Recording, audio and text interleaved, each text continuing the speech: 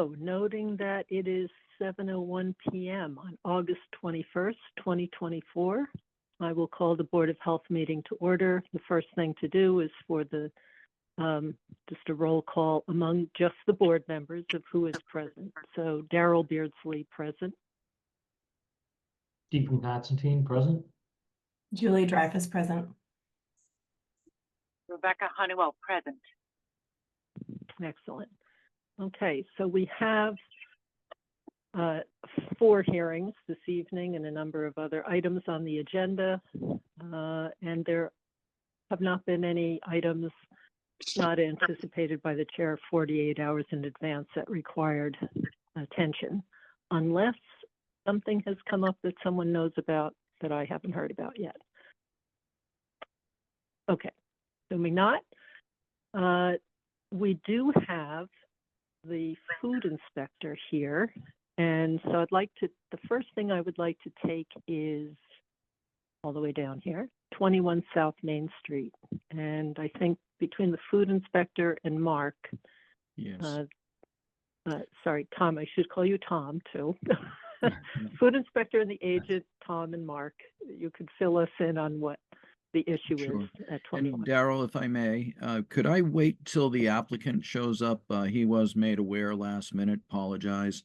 Oh, But okay. he did say he's going to jump in, but I would ask if we can still try to place Okay. Tom so he doesn't have to wait before 7:30. Yeah.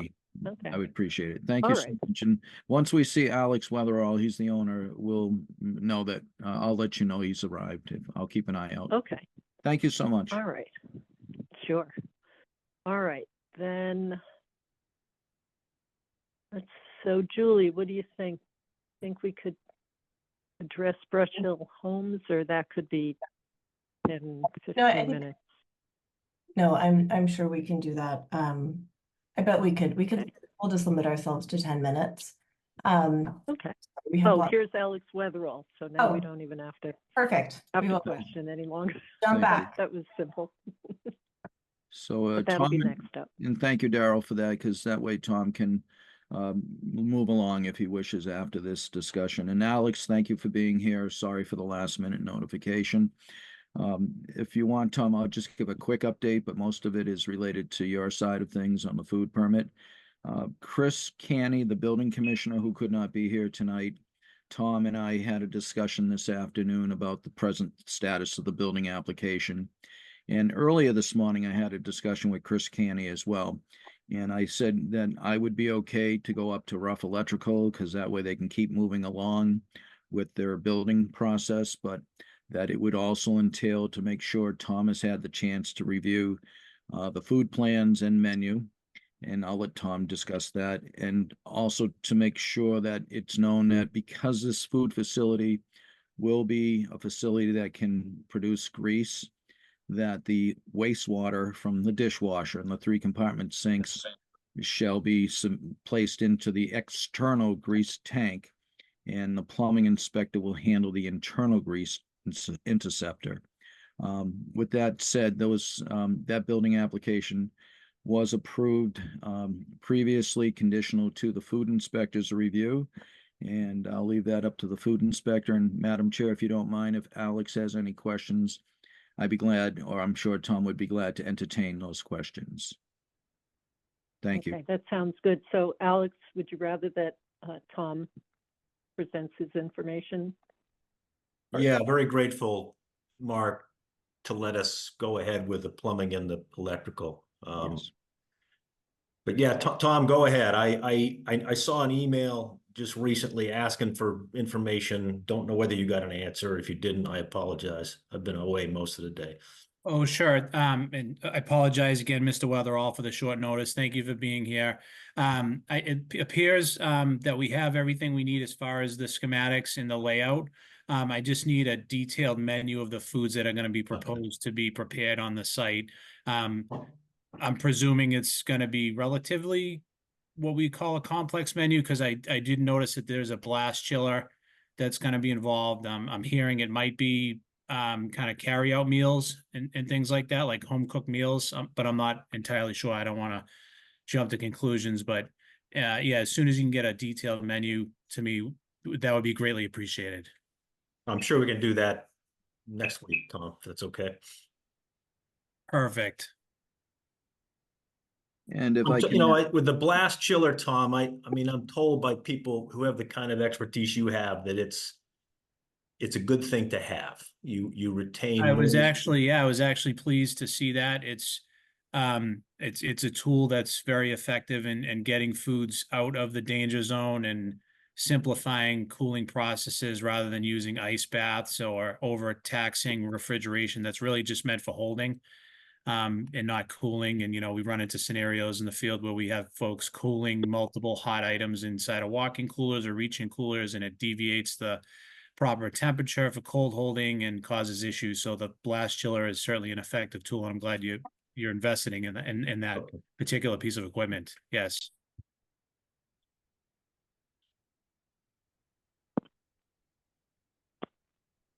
and if I Okay. may, Alex, I'm not for sure if Chris Canny went over the fact that, you know, there's the need to tie into your external grease tank. And if you can do Yeah. that internally, through the plumbing internally, I should say, that would be great. But if you can't and you need to go outside and into it, that would be a jurisdiction of both the plumbing inspector and the Board of Health. But we'll wait to see how you're planning to enter into the grease tank that I believe right now is handling the pizza facility, if I'm not mistaken.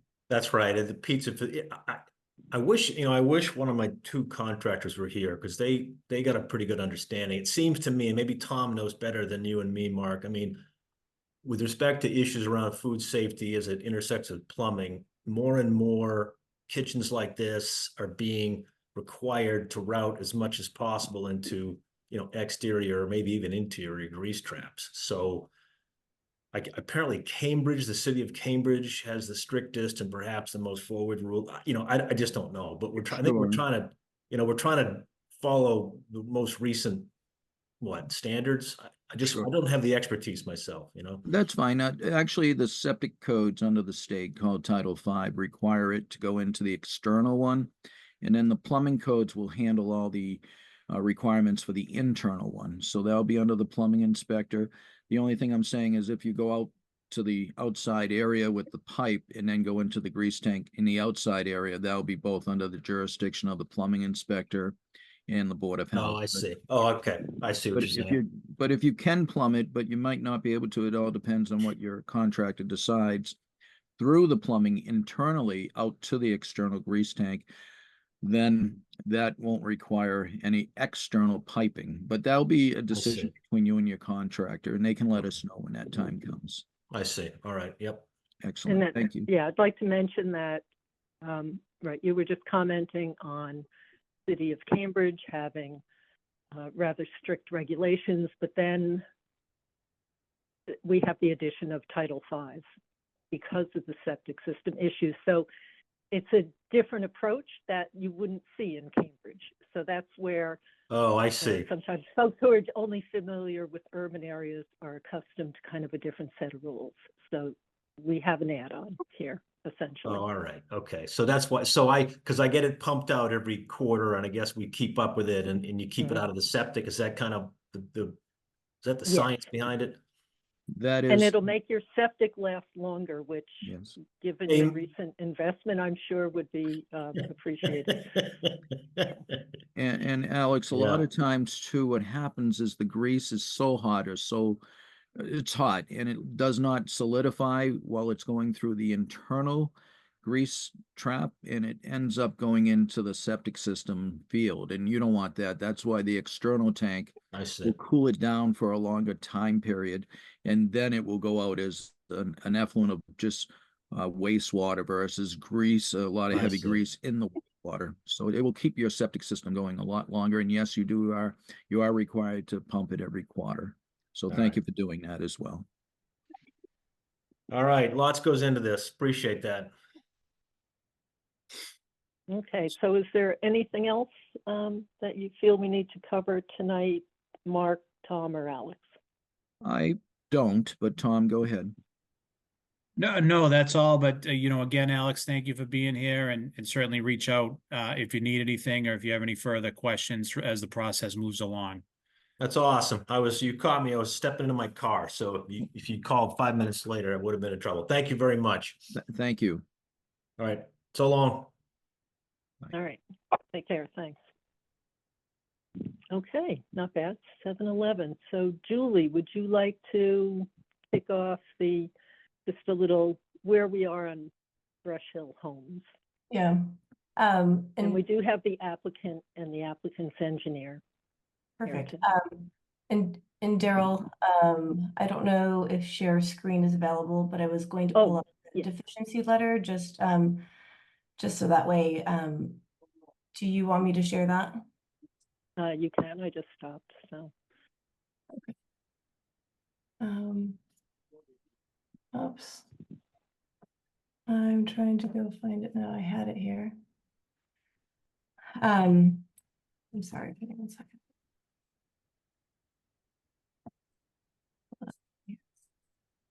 Oh, so what we wanted to do was just check in with the board, kind of board and update where we are with the Brush Hill Homes comprehensive permit. As the board knows, that hearing is ongoing. And where we are with our Title V review is that we at this point still have an incomplete application. Mark sent out a deficiency letter on August 7th. Okay, let me see.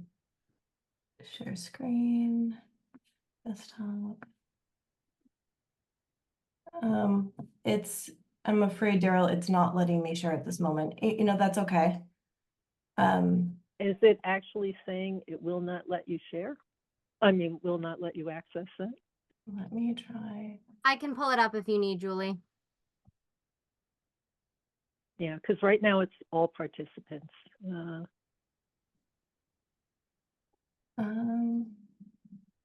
sorry, I'm trying to jump through a few hurdles to see if that makes a difference.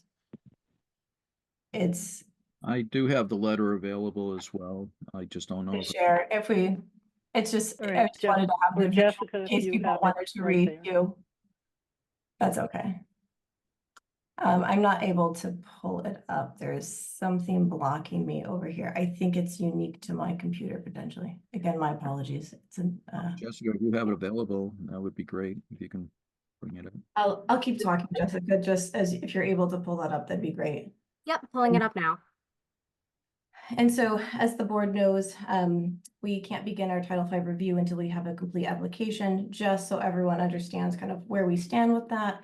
Lots of these are kind of not particularly huge things that we have to go through.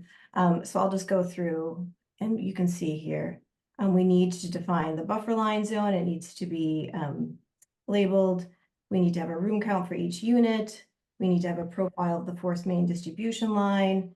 There has to be a note about the septic tank, the maximum cover allowed. We have to have the same note about the pump chamber for the maximum cover allowed. We need the legal documents for both the annual septic tank pumping and the outlet T effluent cleaning.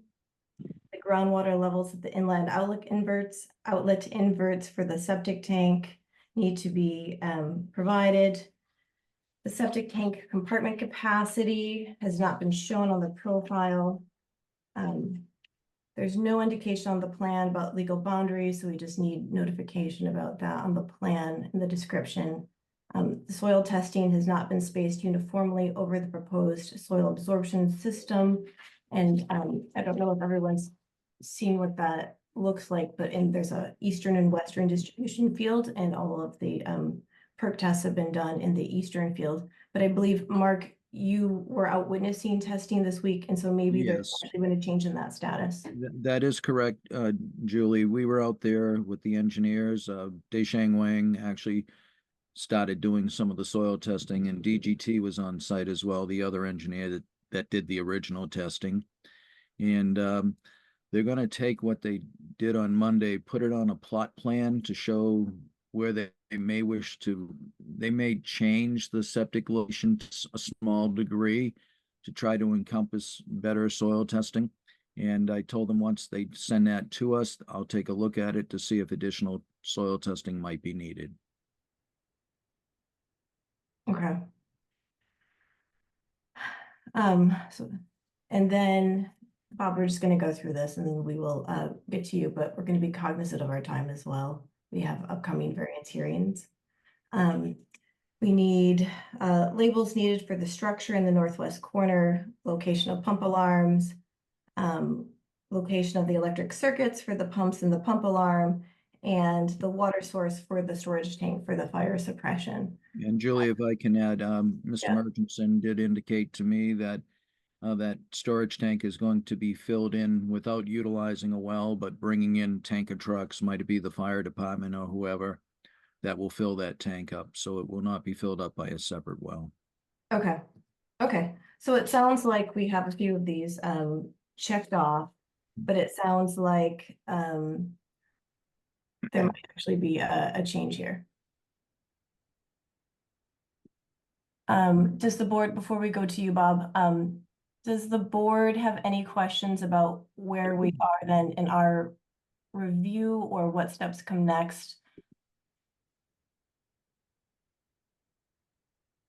I Anyone? think it makes sense that we not deliberate until we have a more finalized plan.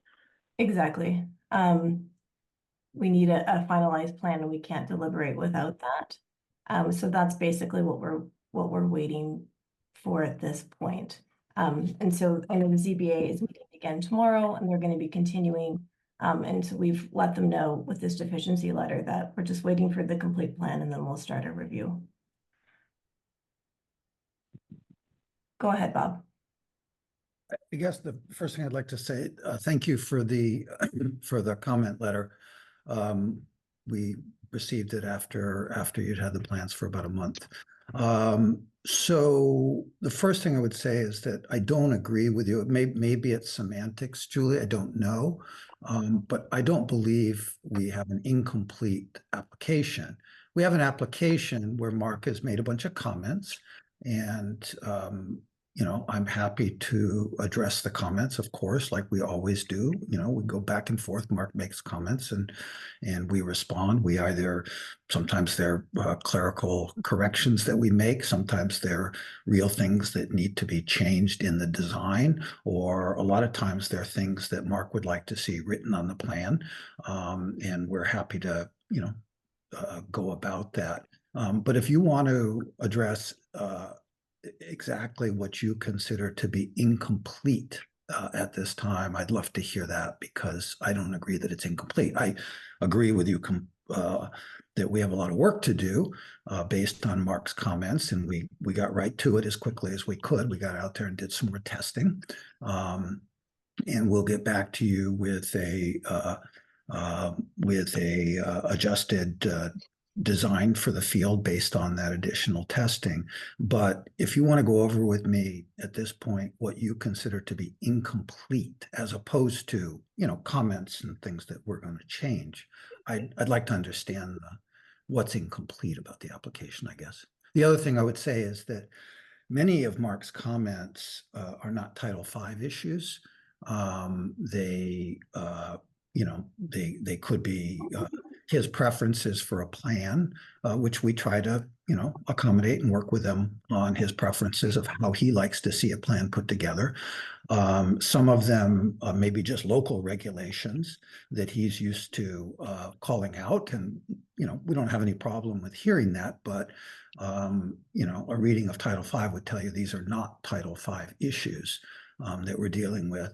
And the last thing I would say is I'd like to, you know, I can go over a few of these things. For example, the first comment is that the buffer line on the northwest portion of the plot plan is not there. And I mean, I'm looking at it, it's shown, the 100-foot buffer line is shown on that plan. So some of these I'm just confused, because I feel like they're on the plan and maybe we're just not kind of seeing things the same way or something. But anyway, I do think it's important that you address with me what you feel is incomplete, because I think that's a distinction I'd like to clarify. So maybe the word incomplete is not the right word, Bob, but deficient, as in there are parts of the plan that we're still awaiting. Well, I totally agree with you, Julie, that there are things, deficient is an odd word to me. It's deficient. To me, these are comments. But never mind about the wording of it. You know, there are lots of comments that we will address in due time. I could have sent you answers to 3/4 of these comments the same day, because like I said, some of them are just easy to understand and we can get them fixed. But when Mark wanted more testing, that's not something I can obviously do in a day. That takes a good amount of time to schedule the testing with Mark and then to get all the folks in place to go out and do it. We were able to do that in fairly short order. You know, we're analyzing that now. I'm going to get back to you. If you want to see answers to 2/3 or 3/4 of these comments right away, and then we can go back to the other things, I'm happy to do that with you. But so I guess we're agreeing that the plan is not incomplete, as you said, that you meant it needs work on the comments, and I totally agree with that. I just wanted to clarify because, you know, incomplete means something. I think of incomplete as, you know, we didn't provide something to you that's required by Title V, and I'm not aware of anything that we have failed to provide to you in a Title V application that's required by a Title V application. If there is something, I'm happy to listen and we'll try to address it right away. But you know, like I said, these are comments, and we're happy to work with Mark to try to address them as we do on all of our projects. But I don't see the application as incomplete. Oh, so I think there's one that I skipped over too. In the architectural drawings, it does not depict the basement levels. Could you clarify, will those be finished or unfinished spaces? At this time, you can assume they're unfinished. And if I'm going to change that, I will come back to you with that further information and we can discuss it under the regulations. But for now, I would assume it's the basements will be unfinished. As I recall, there was a question, and I'm trying to find it now, about the room layouts of the homes, and that's all been provided. That's all up on the town website and has been for several months now.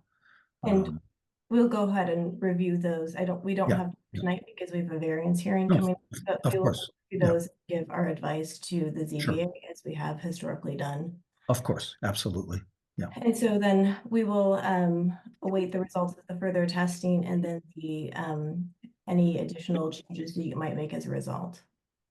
The design changes, yes, absolutely. But then a lot of the stuff is, as you pointed out, is fairly minor stuff, and we can just kind of answer those one by one as we always do. So thank you. Are there any Right, questions? and how I Go ahead. was just going to say, as I saw it, the reason we can't really deliberate on this yet is because initially testing was done, site plans were drawn up, a septic system was located. A significant portion of it did not have the distribution of soil testing that Title V is looking for. So more testing was done, and that seems, from what I understand, may have resulted in a plan by your engineer to shift where the system is. So that's a change. So things aren't settled yet. No, not at all. I agree. To review it. I agree with you completely, Daryl. Things are not settled. That's, you know, Mark asked us to go out and do additional testing. We did that. Whenever you get more data from the field, that makes you better at design. And so, as I told Mark, I fully appreciate that. Well, let me finish. As I told Mark in the field the other day, we can kind of see what we're going to need to do. And actually, we're going to be able to make the field smaller because we're going to move to better soils.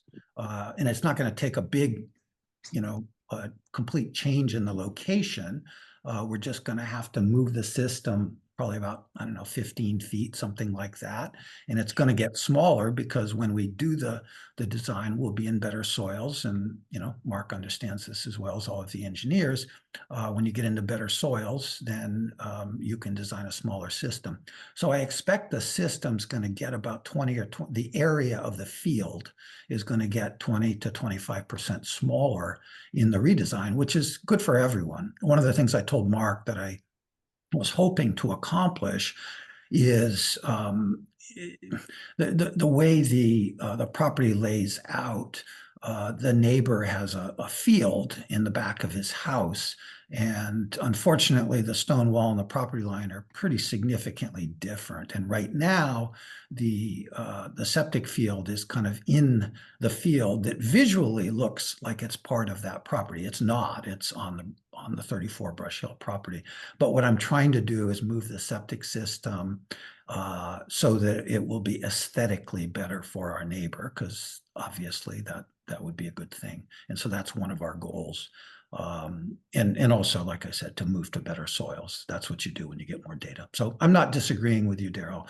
We've got work to do. We're not looking for a vote tonight or even in the next 2 weeks, where, you know, it's going to take a little bit of time to reconfigure the system and come back to you. And in the meantime, we have a lot of Mark's comments that, you know, which are more minor that we can address.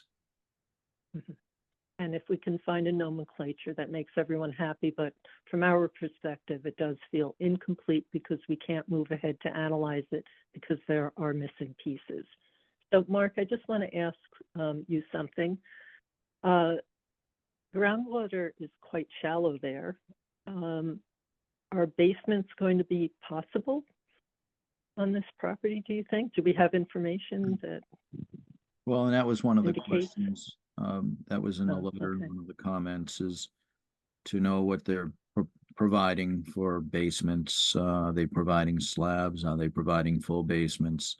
And you are correct, water is shallow, found anywhere around average about 3 feet is where the groundwater has been found. Some places a little higher, some places a little lower, but the average is about 3 feet.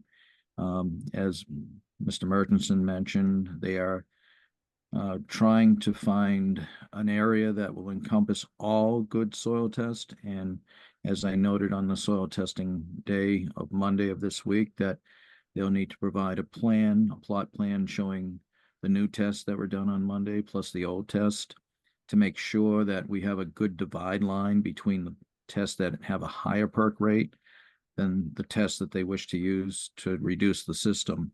And that determination can't be made till I take a look at that plot plan with the soil test data. I agree, Mark, that we'll work with Okay. you on Oh, that. On that, excuse me, I absolutely. want to, okay. I want to continue with Mark for just a Can I minute. just answer your question, Daryl, about the depth of groundwater at the house sites? I actually, in a moment, Okay. I want to mention something for anyone who's not familiar with why the Board of Health is interested in where the groundwater is relative to basements. And it has to deal with basements getting wet and the potential for mold and other issues which could affect people's health. So what we look for is that the bottom of a structure is at least 2 feet above high groundwater. So that's why we're asking this question, in case it seems, you know, out of our usual realm of things that we're dealing with. Yeah, no, And Bob, we have 1 minute before our variance hearing, so if you can be brief, that would be much appreciated. sure. If I can talk, I can be brief. Those are if you look at the design, if you look at the site plan, a lot of those are walkout basements in the back. And so we're filling, and when you fill, obviously, you know, That's all you needed to say was that you're bringing in fill, which is what I was. Yeah, the site plan is very clear on that point. Yes, absolutely. That's what we're doing. So not that we won't be cognizant of the shallower groundwater when we design the elevation, or that we were cognizant when we designed the elevation of these basements is what I should say. So I hope that answers your question. Yes, I want to give just a moment if there are any other people not on the Board of Health and not part of the project team who might have a question or comment before we move on. And Daryl, we need to start our variance hearing very. Yes, we do. Okay. Happy, email in your questions or comments, whatever else, but okay. So, all right. It is 7:30 and we have a variance hearing for 5 Apple Street for a septic replacement. And Dan McIntyre, I did see log in. Great. Hi, Dan. Hi. I can bring up the plans in just a moment. Okay. So you can maybe start doing a little intro Um, while I just line up. You were, I would say a little testier than usual. iPhone 2, Um, can you mute yourself, please? Hi. Yeah, mute. Great. For the record, Dan McIntyre representing the homeowners at 5 Apple Street. They're in the process of selling their home and it failed the Title V inspection. So we were retained to design a new one. This particular house was built in 1967. And the research we did at the Board of Health indicated that it was a 3-bedroom house. When we reviewed the house itself, we felt it was a 4-bedroom house based on the room count and the room use. So we designed this for a 4-bedroom house, which would be the +1 under the Sherborn regulations. But we did design it compliant with Title V in all respects. So we're just asking for a couple of waivers on the Sherborn regulations related to groundwater. As I said, it's a conventional system. The groundwater was relatively high at about 4 feet below grade, so we are mounting the system up. There'll be a new septic tank, a pump tank, and we're using a conventional stone and pipe system over in the side yard in the essentially the same location as the existing system. The 2 local variances we're asking for is the site has a groundwater table that is less than 5 feet below grade. And the second one we're asking for is to design with a 4-foot groundwater offset instead of 5 feet. So we're compliant with Title V, but we saved from mounting up the system another foot, which can cause some issues at the foundation where we're tying in the grades toward the house. And I think, Dan, if I could, I think what would be helpful if the plan can be drawn up so we can see. Yeah. If you can, maybe Jessica can. Sorry for the. Wow. I can bring up the plan if people are having trouble. We're getting a lot of echo. Let me see what I can do. If I can do anything here.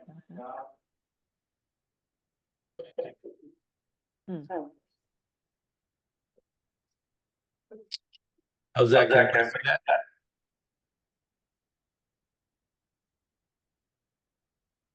Is that echoing coming from me or? Thanks, Dan. No, I can hear you clearly. Okay. All Yeah, right. now everything's cleared up. I haven't touched anything that made that impact, so Okay. not sure. but that's So about- there's the plan. We have Apple Street down along the bottom of the page. We got the driveway coming in. There's a small garage here, and the main house is situated here. The lot is the well is off to toward the back of the house. The existing system is kind of right in this side yard right here. The existing tank is up next to the house. We're going to put the new tank in the same location. Small pump tank next to it, and then pump up to the leach field here. The closest neighbor's well is across the street, and we exceed the Sherborn requirements for a well offset to that. So as I say, the only waivers we're asking for is the 5 foot to groundwater and use a 4 foot groundwater offset compliant with Title V in order to minimize the amount of mounding we have here. With that, I can turn over for questions. Dan, could you explain the type of septic system, leaching field, soil absorption area, as well as, you know, what deed recordings you may need? Sure, it's a conventional stone and pipe system in a trench configuration with the reserve area in between the trenches. Since we're doing a increase in bedroom count from 3 to 4 under Title V, we need both the primary and reserve system. And it will be vented. And does that answer your question, Mark? Yes, it does, Dan. I just wanted, because you're not asking for alternative technologies, that's why I asked you to explain the soil absorption. Okay. And We are obviously, asking for the garbage grinder deed restriction. thank you.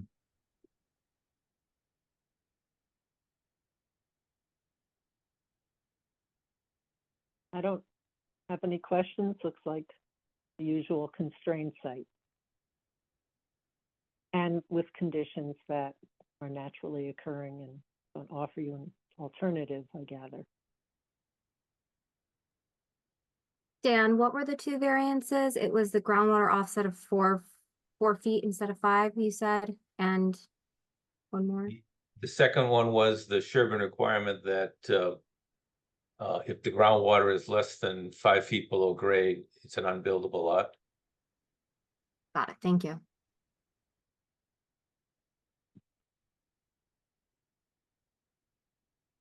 This looks straightforward to me. All right. Are there any abutters who have any questions?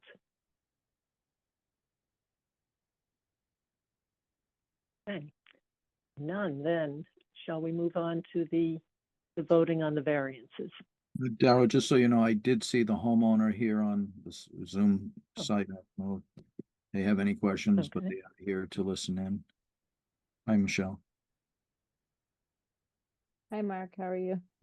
Hi, everyone. Doing good. I didn't know if Hi. you had any questions on the process or, No, I think I'm all up to date. Thank you. thank you.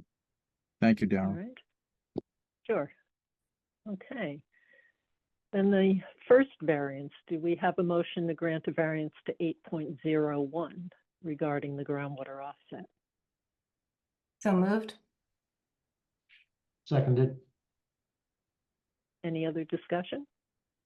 Hearing none? Steve, you can kick off the voting. Steve Constantine, I vote aye. Julie Dreyfus, aye.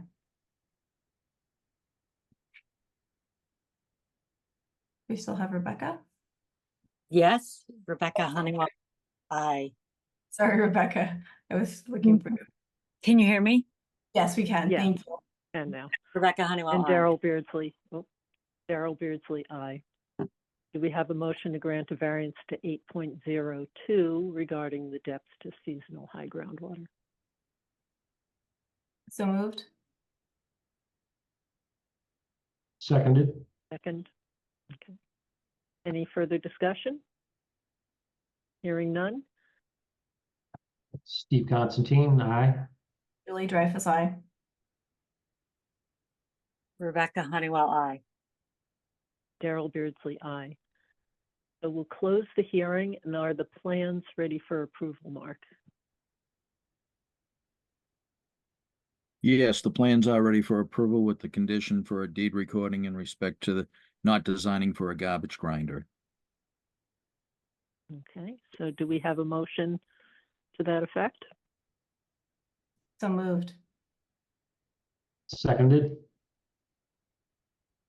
Any other discussion? Hearing none? Steve Constantine, aye. Julie Dreyfus, aye. Rebecca Honeywell, aye. And Daryl Beardsley, aye. All right. Thank you, Dan. Thank you. And you'll stick around for 9 more minutes and we'll talk I to you will. again. I will. Thank you. Let's see. Yeah. All right. Mark, is there someone else we can catch while they're here? I'm not for sure. I Whitney, can let the board know item number 2, 193 Forest Street under agent's business. We are still awaiting word because the septic system had increased and got closer to the wetlands. We were hoping to hear, but the plan was submitted last Thursday afternoon, so there may not have been enough time. So 193 Forest probably have to be moved to another meeting, probably the next meeting we have on September 4th, I believe. okay. So Jessica, that'll be an agenda item for the 5th, No, most for likely. the 4th, for the 4th. For the 4th. Oh, Absolutely. I'll make a note of that. 193 Forest Street. Yes, that is tentative though, conditional to making sure we receive Conservation Commission review and acceptance. Noted. Thanks, Mark. Thank you. But I'm not Okay. for sure if we have 42 Whitney. I know the owner of lots. Yes, I saw him on the call. Okay, it's up to the board. That was the first one in line, lots 2 and 3. I believe the owner's here as well. So we could do 42 to stay in the sequence of the numbering. which one would fit in 8 minutes? 42 Whitney May, because it's only one septic Okay. versus 2. All right, let's try that. So what 42 Whitney Street, I don't know if we can draw those plans up. Yes, and let me bring that up. And we have had discussion with the engineer, the builder, the homeowner. Actually, we had a Zoom meeting while I was on the Cape.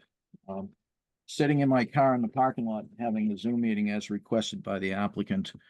So we did get through the Zoom meeting and we're able to review the septic plan. So with that noted, the engineer had updated the plans. Is Edward here? Guillermo's not here. Edmund. Guillermo Bertrand. He's the head civil engineer.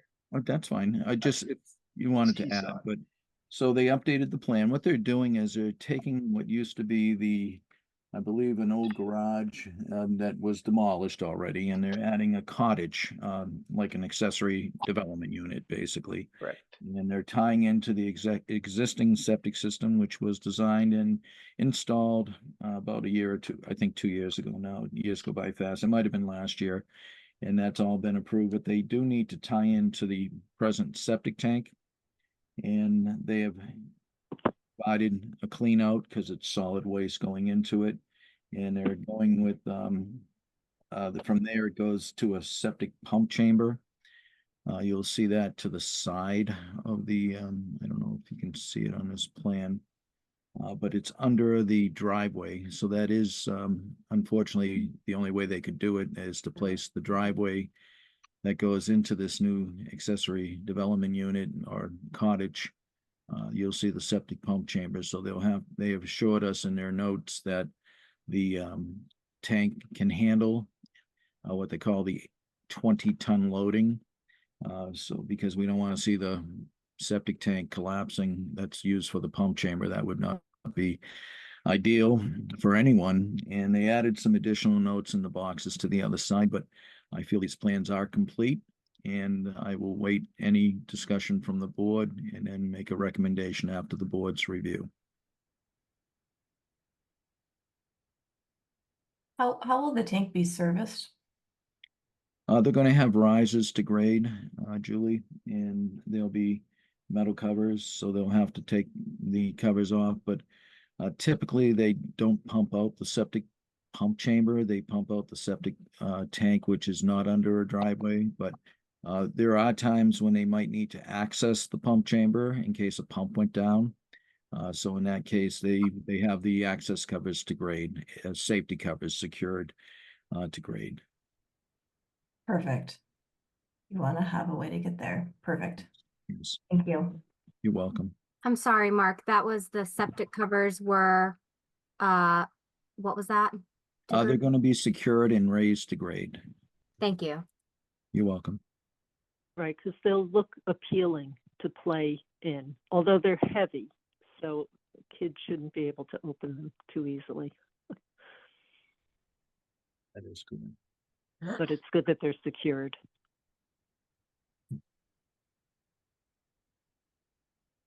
And there are special lifts for those kinds of things that the service people will have.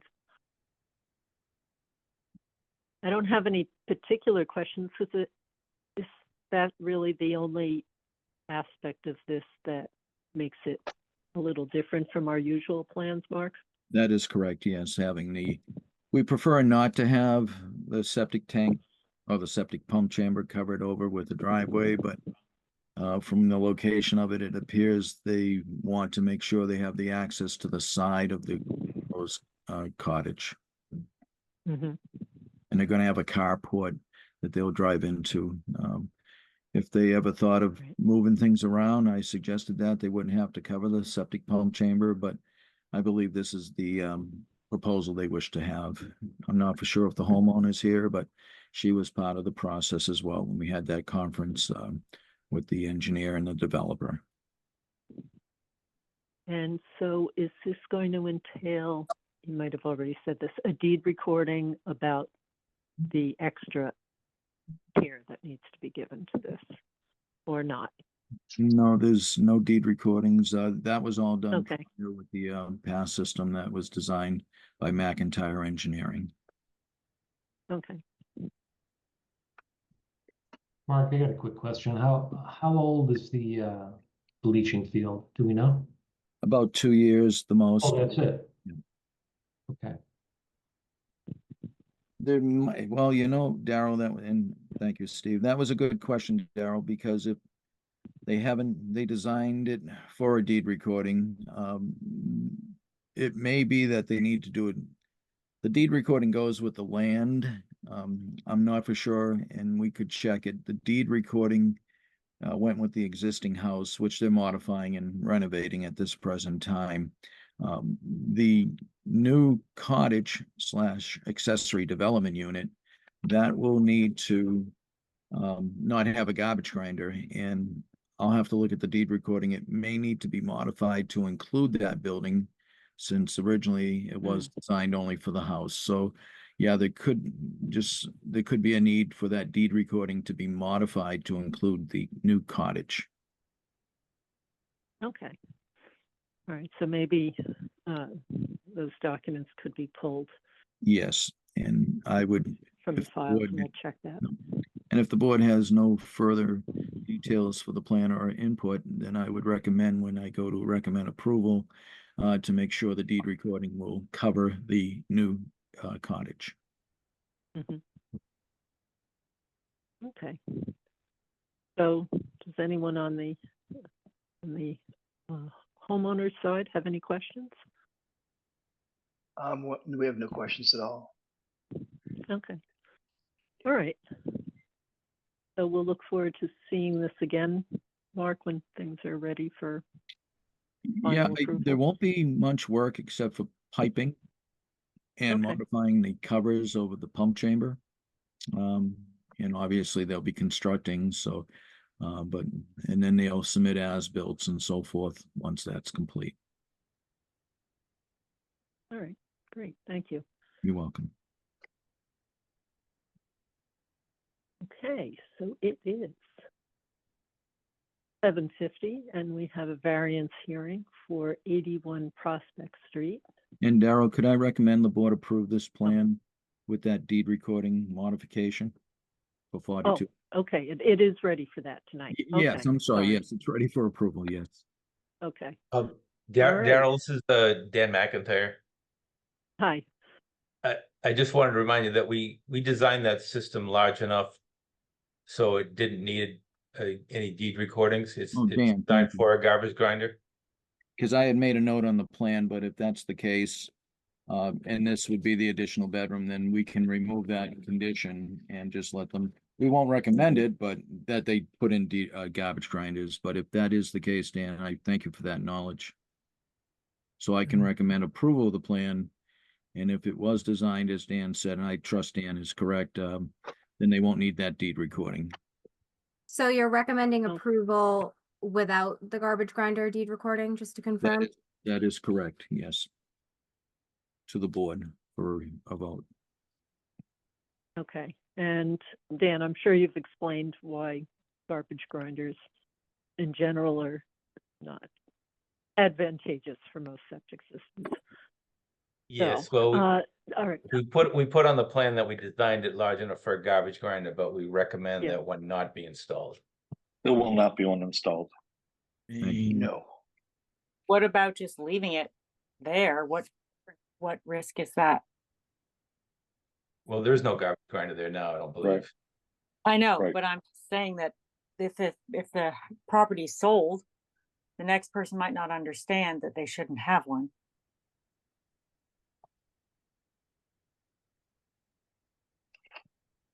But Well, that, they can have one because they've designed for it. They are allowable, Okay. but it could just mean a shorter lifespan for the owner of the system. So it's in their interest, really, to not have one. Okay. All right. So let's see. So we're looking for a motion to authorize you, Mark, to approve the plans for. Yeah, the Board of Health would make the 42. approval, and then I will stamp them once the approval is, Okay, the so we're vote is. just approving right now. Okay. Yeah. So do we have a motion to approve the plans for 42 Whitney Street? so moved. Seconded. Any other comments or discussion? Hearing none? Steve Constantine, aye. Julie Dreyfus, aye. Rebecca Honeywell, aye. Darrell Beardsley, aye. Okay. And that wraps that up. Mark, anything else? No, for 42 Winnie, that does wrap it up. Thank you. Okay. Thank you very much. All right. Thank you. Oh, okay, so now we'll open up the hearing for the septic replacement at 81 Prospect. And are you seeing the plan? I do see the plan. Excellent. Again, for the record, Dan McIntyre representing the owners of 81 Prospect Street. There we go. That's close enough. It's getting there. So All right. to orientate you, Prospect Street is to the top of the page. The house in there kind of in the middle, and the proposed leaching system is in the backyard. The location of this is really based on trying to meet the well offsets for both the on-site well and the abutters well at 85 Prospect. And then we try to do our best to keep the distance away from the wetlands that were delineated on this site. We're about 70 feet off the wetlands, which is less than the Sherborn requirement for 125, but meets the Title V requirement of 50 feet, which the state says is protective of a wetland. So this is also similar to 5 Apple Street. This is a conventional stone and pipe system with a septic tank, pump tank, and stone and pipe leaching trenches. The existing system, there's really no information on it at the Board of Health. It was kind of, I think it was a cesspool originally, and then they put a tank in front of it, and then they put an overflow leach pit over it. So it's been modified over the years, but there's no record on what the design criteria is. The assessors have the house as 3 bedrooms, which it is a 3-bedroom house. But when we walked through it, the basement was finished off with a couple of rooms down there with a full bathroom and a walkout. So we felt that the basement could be easily used by someone, a future buyer, as a 4th bedroom. So we wanted to design this for a 4-bedroom system, which would be the +1 under the Sherborn regulations. And we designed it in conformance with Title V and are requesting, in this case, 3 waivers from the Sherborn regulations. One being the groundwater is less than 5 feet from the surface. We're looking for a 4-foot groundwater offset instead of 5 feet in order to keep the grading from going too far into the wetland buffer. And then the third one is the 125-foot offset to wetlands. We're asking for reducing that down to, I believe it was 72 feet between the leach field and the wetlands. This has been approved by conservation. And other than that, it's pretty straightforward. If you have any questions, I'd be glad to answer them. Okay.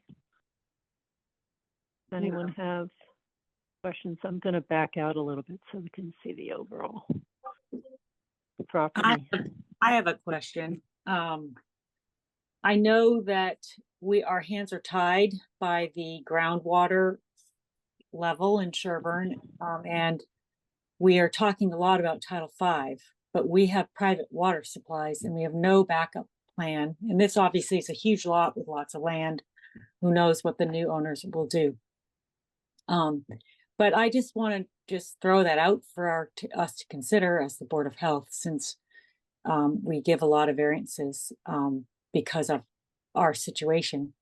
But I think that I'm just curious why we're not designing to meet our own regulations. Well, Rebecca, this is a market improvement over the current condition, which is something that we typically allow. And I think Dan pointed it out very well in his cover letter about if you were to mount it up another foot, that there was going to be drainage issues to the house. Did I get that right? No, I appreciate that. I'm only bringing this up for food for thought at the board level, and I appreciate the engineer's explanation. I thought that was very helpful and reasonable. I just thought I should bring it up because it just concerns me about what our over time, what is the long-term impact going to be when obviously state law allows us to make these adjustments in order to be able to make sure that people's homes are, able to be lived in. But I just want to know, I just thought throwing it out for food for thought. So I have a question for you though. If there's wetlands and there's a house and there are setbacks from wells, so because of their well on the property, right, that eliminates this area in this direction. So what happens with things when you're not dealing with a raw piece of land is that you need to work with, now there's already infrastructure and other things in place because it was permittable in the past. Oh, no, I get it. Not as That's if what I somebody was saying. violated a regulation in the past and they're trying to find the best possible thing, of course, given the constraints. Mm-hmm. So that's where I don't even think, given that there's nothing left. I mean, they could eliminate the house, but then that seems a bit much. No, I get it. Could just move towards the wetlands, but that's wetter and more shallow depth to groundwater, most likely. So I'm not sure what you're proposing, because if the conditions don't exist on the property to meet current regulations, I'm wondering, what are you suggesting as the way to carry out that? I'm not. I don't know. I don't think there is a good option right now for us. I'm just throwing it out because I think that we obviously need to think about it. And I wish there was an easy solution. And if there were, I'd be proposing it, but I don't know of one. So. And Thank part you. of it, I think we need regulatory backup and changing practices or technologies. There could be a number of ways, but those are not, I don't feel they're at our disposal at the moment, as much as I would like them to be. But everyone in town, this would be my little educational piece, is if we're careful about what we put in our septic systems, they will function better, and they are designed to treat biological waste. They are not good at chemical waste. So synthetic chemicals, they're not going to do a good job with those in general. So that would be, those are the actions, practical actions that each homeowner can take to kind of preserve the integrity of the groundwater beneath them. And Jessica, I see your hand is up. Hi, yes. Dan, just a quick question for you. You noted that the assessors had the house as having 3 bedrooms with the basement being finished, had rooms, a full bathroom, and was a walkout, correct? It was already a walkout? Yes, it's a walkout basement, Okay, thank you. which is why raising the yard up was another foot was really not feasible, because it would have water went right through the sliders into that room. Right, that makes sense. Thanks. Okay, does anyone else have questions on the plan, or I'll go to the variance letter now? That includes the public, if there are any abutters or homeowners who have Yes, questions. the butters, certainly. Good point. All right, as we're going through the variances, if a question or comment comes to mind, raise your hand and we will certainly take it. All right, do we have a motion to grant a variance to 8.01? Again, dealing with the groundwater offset. 4 foot is provided. So moved. Seconded. Any other discussion? Hearing none. Steve Constantine, aye. Julie Dreyfus, aye. Rebecca Honeywell, aye. Daryl Beardsley, aye. Do we have a motion to 8.02? Again, dealing with depth to groundwater. Offset, in this case, depth, a little different. So moved. Seconded. Any other comment? Hearing none. Steve Constantine, aye. Julie Dreyfus, aye. Rebecca Honeywell, aye. Daryl Beardsley, aye. Do we have a motion to grant a variance to 10.2 regarding the wetland offset? And this has gone through Concom review, and we usually rely on their expertise in these matters. So moved. Seconded. Any further discussion? Hearing none. Steve Constantine, aye. Julie Dreyfus, aye. Rebecca Honeywell, aye. Daryl Beardsley, aye. So we'll close the hearing, and Mark, are the plans ready for approval? Yes, these plans are ready for approval for 81 Prospect Street with the requirement for a deed recording for the prohibition of a garbage grinder, since it was not designed for these plans. Okay, so do we have a motion to approve the plans conditional to receipt of a garbage grinder deed restriction? So moved. Seconded. Any other discussion? Hearing none. Steve Constantine, aye. Julie Dreyfus, aye. Rebecca Honeywell, aye. Daryl Beardsley, aye. Thank you, Dan, Thank you very much. and we'll see you again at 8:30.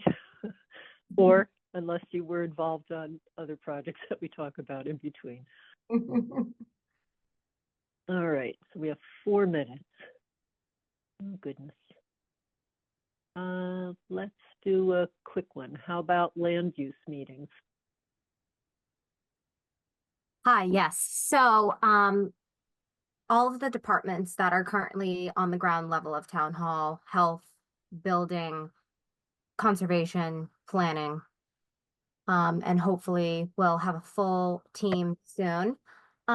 We have brought back, with Jeremy Marset, town administrator, the land use meetings. And I think that this is going to be a fantastic forum for us all to come together and update each other on ongoing projects, look at ways to collaborate through all of our different review processes, and to ultimately be on the same page in terms of our overall coordination and organization.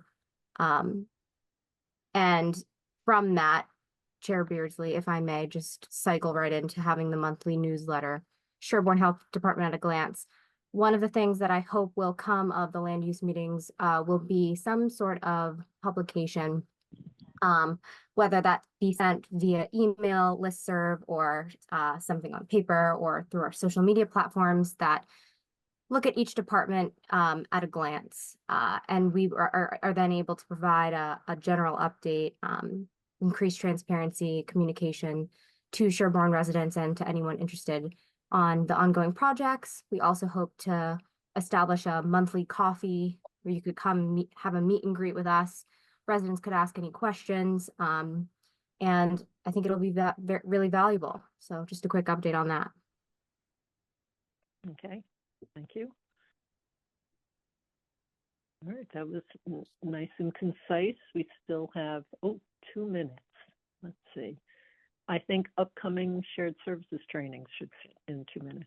Absolutely. If the board would refer to the agenda document,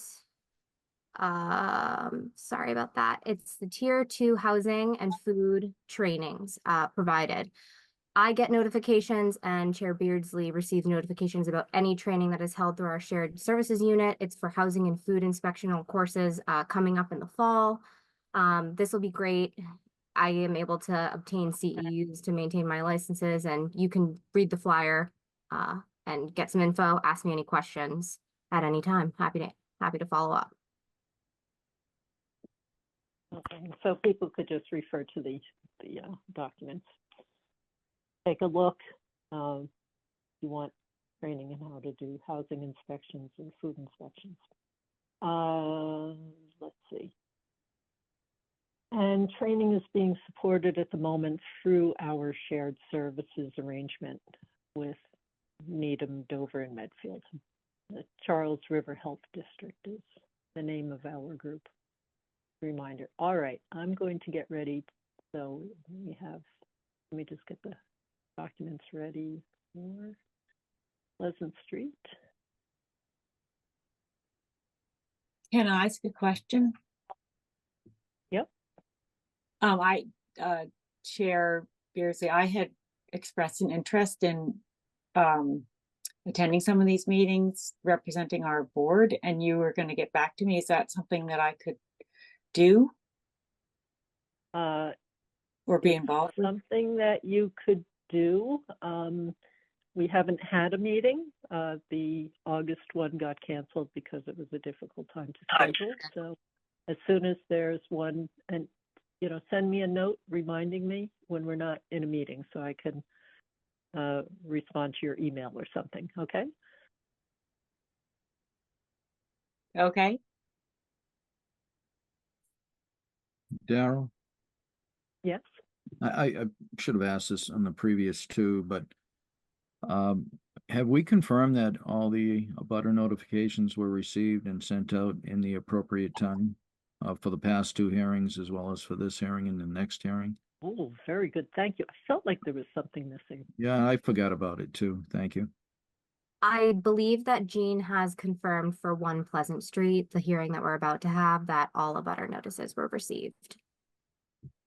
Do you know in the past before this one is opened, if for 81 Prospect and 5 Apple, if those were received? Let me refer back to my email and I'll get back to you momentarily. Thank you. I didn't mean to interrupt this hearing, but I We- figured this- No, that was good to ask. She's Absolutely. been sending out emails as they come in, and I feel like we have gotten them, but Jessica you. will be able to confirm that. Okay, So, thank you. all right, so it is 8:10, and I'm opening the hearing for 1 Pleasant Street for septic replacement. And Rob, I believe you're here. Oh, No, sorry. it's actually me. It's Eric Dickinson. I don't know why he's Yes, on yes. there. If he wants to do it, he can. Sorry, Eric, our No, posted sorry, I was agenda. using the old Okay. agenda. Yes, it was corrected. Okay, yeah. All right. In fact, I called it a correction as well. Okay. I should have known better. It's okay. All right, so right. I'll Take it start. away. Yep. Eric Dickinson with Civilized Solutions, here on behalf of the applicants. I don't see them on.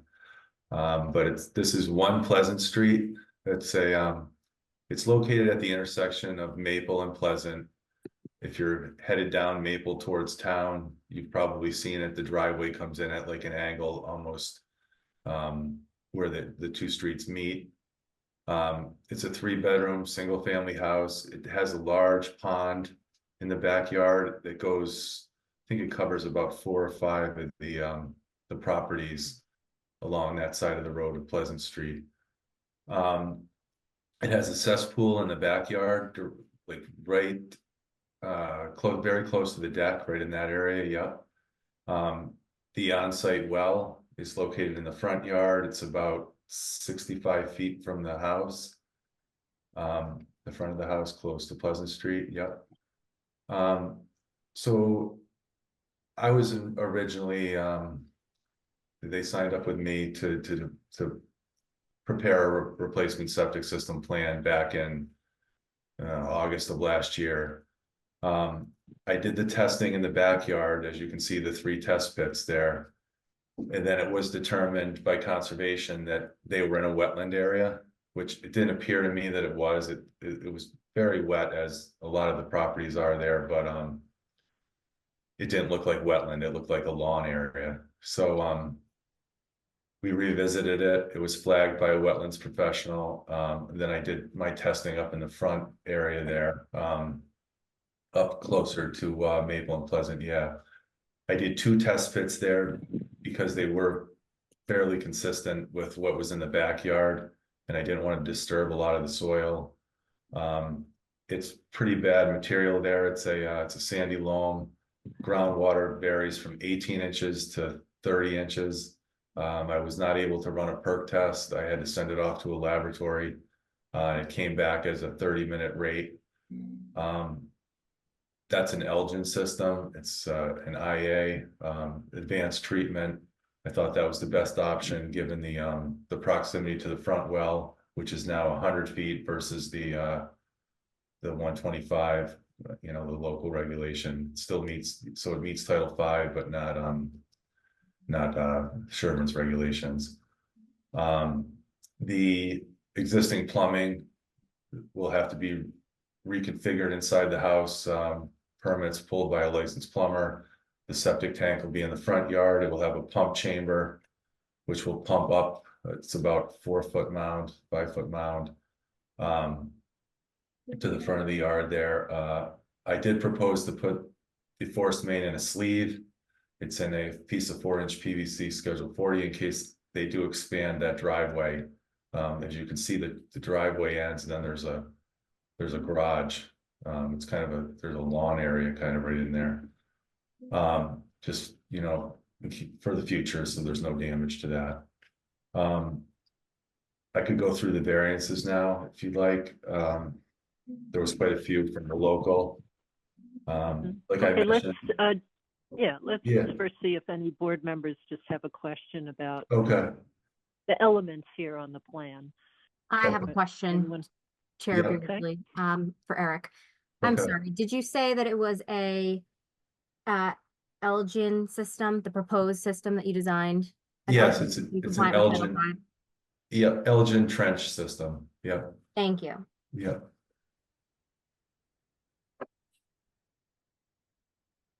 I Okay, didn't have anyone any else? questions. Go ahead, Steve. Oh, okay. Go Yeah. ahead, Steve. I was just saying I don't have a question. This is a tough site. Yeah, it's very difficult. Steve, you're on mute. There we go. I can see the gravel driveway, I can see the garage, but how do you get to the garage? Isn't the driveway doesn't connect? Yeah, they just drive over like a grass area now. It's kind of odd. And that the pipe going to the leaching field will be going under that grassy area. Yes. They didn't inform me of any plans to expand the driveway to connect to the garage, but I just thought that was a good measure to put that within a Schedule 40 PVC, All right. just so it's not damaged. Eric, you And- noted that, I'm sorry, you No. noted that initial soil testing was completed within the wetland buffer zone, so 2 additional test pits were dug and the soils found there weren't ideal. You said they were sandy loam. Yeah, they were all the test pit 1, 2, and 3 that were in the wetland system that were performed in August of 2023 were fairly consistent with what we did with the 2 in the front, which were in, I think it was February of 2024. So rather than disturb the whole area there, and we had the constraints, of the well and the neighbor's property, as well as the wetland, I made a decision to just use the 2 test pits. Great, thanks so much. Yeah.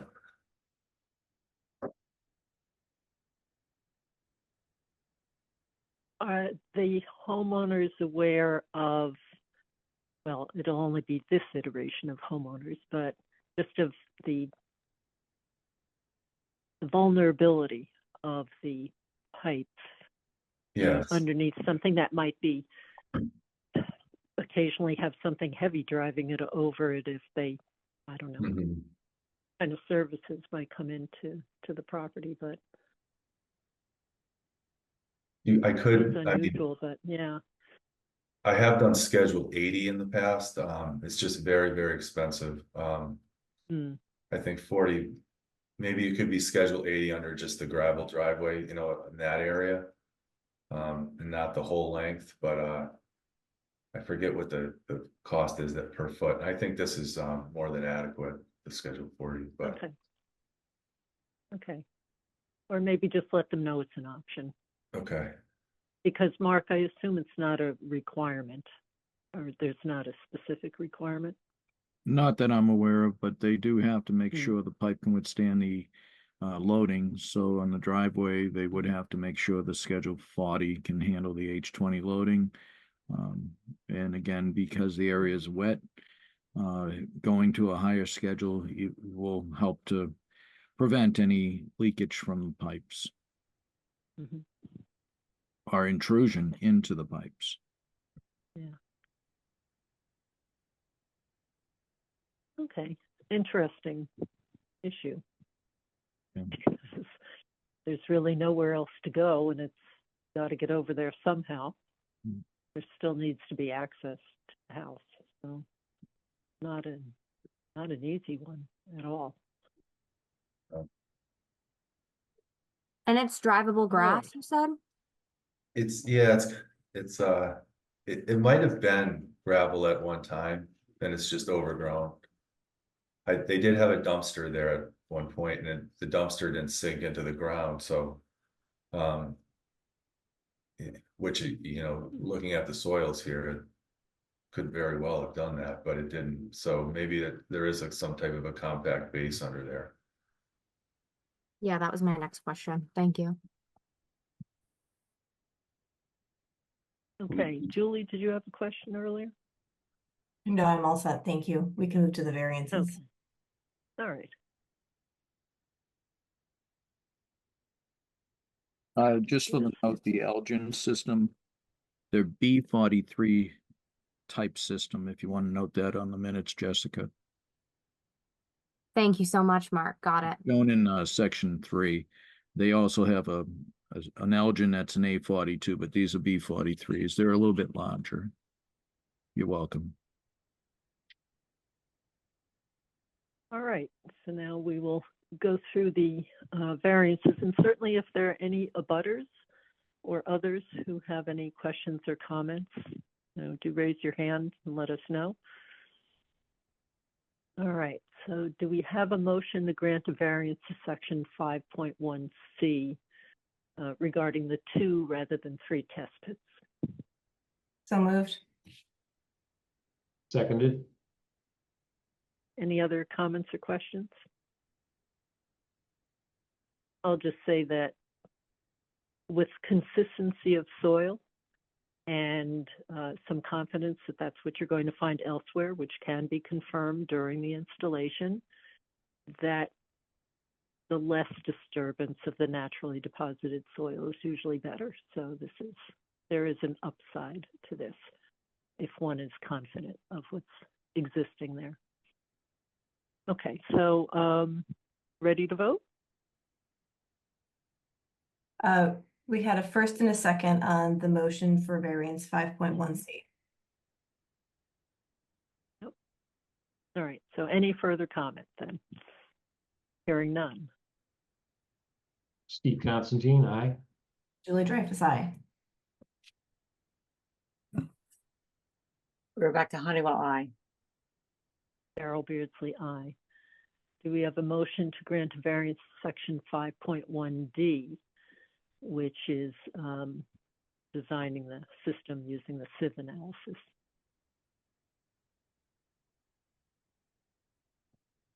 So moved. Seconded. Any other questions or comments? Just one comment, Hearing- if I oh, may. yep. I don't know if the homeowners are here, but based on the fact they had to do a sieve analysis for the percolation test, they will not be able to increase the design flow, and they'll have to remain at the 3 bedrooms that exist. Yeah, unless and until True. regulations or technology or something else changes. So, That is correct, yes. okay. All right, any other discussion? Hearing none? Steve Constantine, aye. Julie Dreyfus, aye. Rebecca Honeywell, aye. Darrell Beardsley, aye. We have a motion to grant a variance to our most popular 8.01. So moved. Seconded. Any further discussion? Hearing none? Steve Constantine, aye. Julie Dreyfus, aye. Rebecca Honeywell, aye. Darrell Beardsley, aye. And then our equally popular, do we have a motion to grant a variance to section 8.02? So moved. Seconded. Any further discussion? Hearing none? Steve Constantine, aye. Julie Dreyfus, aye. Rebecca Honeywell, aye. Darrell Beardsley, aye.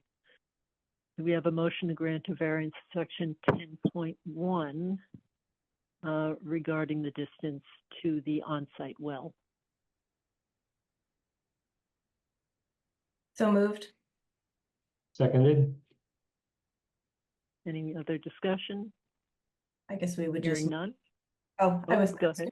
I was just going to note, Darrell, that if there is going to be a variance to our well distances, we prefer it to be to the on-site well. So the risk is borne by the homeowner. Yes. And then they can also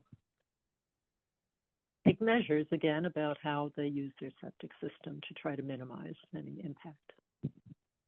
I should have mentioned in the hearing that there were no other wells within 200 feet of this proposed soil absorption system.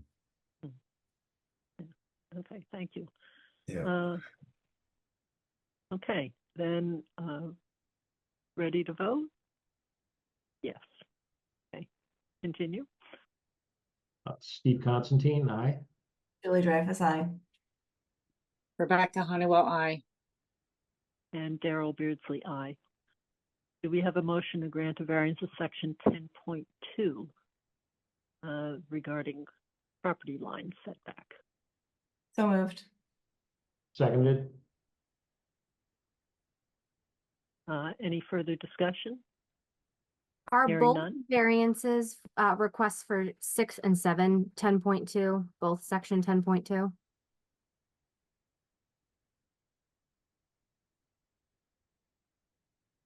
Oh, that looks like it's a typo on the sheet. Might be. I believe so. That section handles several distances, but I will double check it right now. But we're still on 6, I believe, correct? The property line. Okay, so, right, that would be when the variance letters come in, Jessica, if you can check, to make sure that all the sections are correct. It was pretty common, there are typos and other things and you could just handwrite on them. Yep, Or happy to do that. otherwise mark them up if they need to be adjusted. Correct. Yes. Was that yes, the confirming that they're both 10.2? Not yet, Daryl. I'm sorry. Oh, okay. The regulation, but I'll be with you in a minute. Yeah. The first one is, I believe, 10.2, but I'll double check the second one before you get to it. Okay. Okay, then we can finish the, well. We can 10.2. finish number Yes. 6. Yeah. All right, so we had a motion and a second. And any other discussion? Hearing none? Steve Constantine, aye. Julie Dreyfus, aye. Rebecca Honeywell, aye. Daryl Beardsley, aye.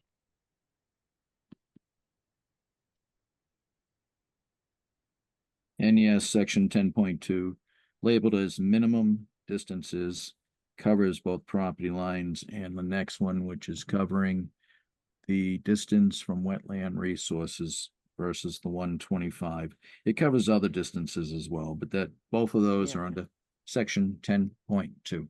Thank you. I thought so. I just wanted to make sure. Very good. I like that they're separated out because it highlights them rather than just asking for a variance to 10.2. So is there a motion to grant a variance to 10.2 as it pertains to the distance from wetland resource areas? So moved. Seconded. Any further discussion? Hearing none? Steve Constantine, aye. Julie Dreyfus, aye. Rebecca Honeywell, aye. Daryl Beardsley, aye. And now for Title V local upgrade approval. Do we have a motion to grant a variance of section 15.4051J? Yes. I. J, yes, it looks like a J. Thank you. And that is we've seen this before, of the presence of groundwater near the tank and the need to secure the joints into the tank. Yes. So moved. Seconded. Any further discussion? Hearing none? Steve Constantine, aye.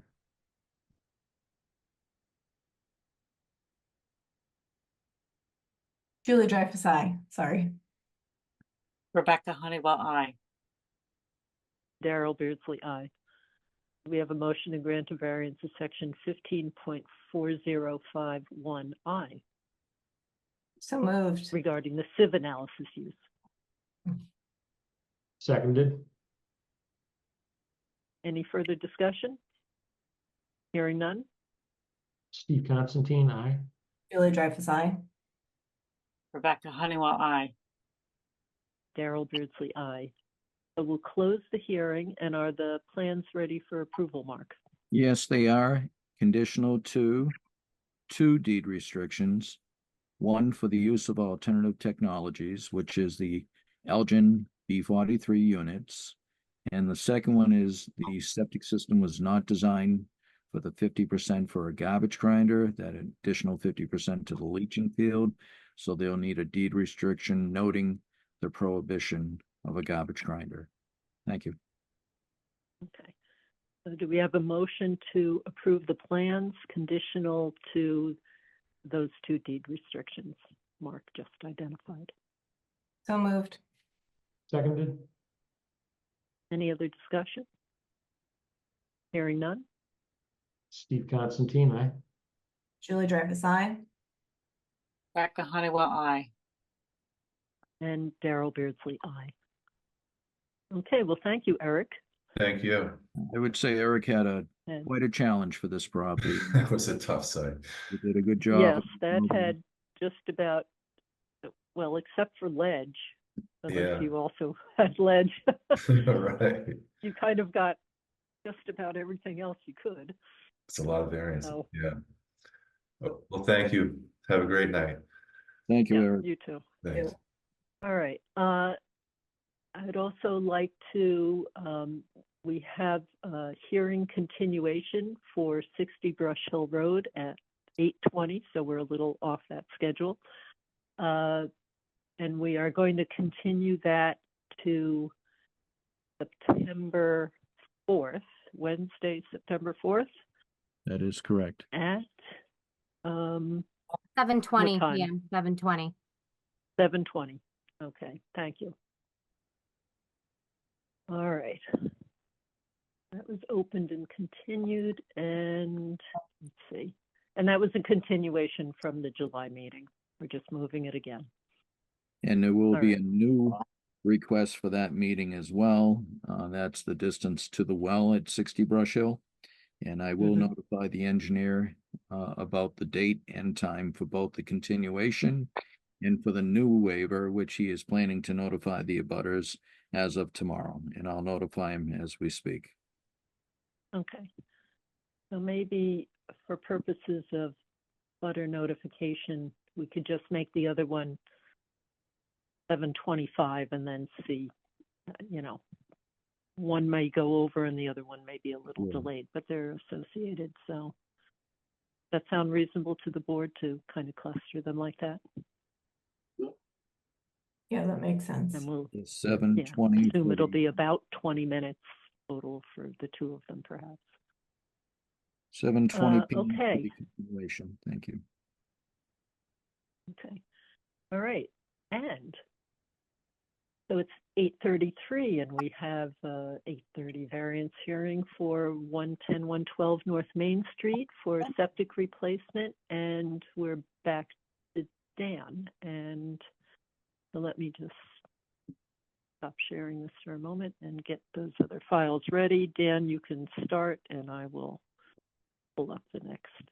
Dan McIntyre representing the homeowner of 110, 112 North Main Street. This system is being installed because the existing property is served by cesspools, which are no longer operating at their optimum level and have been subject of some complaints.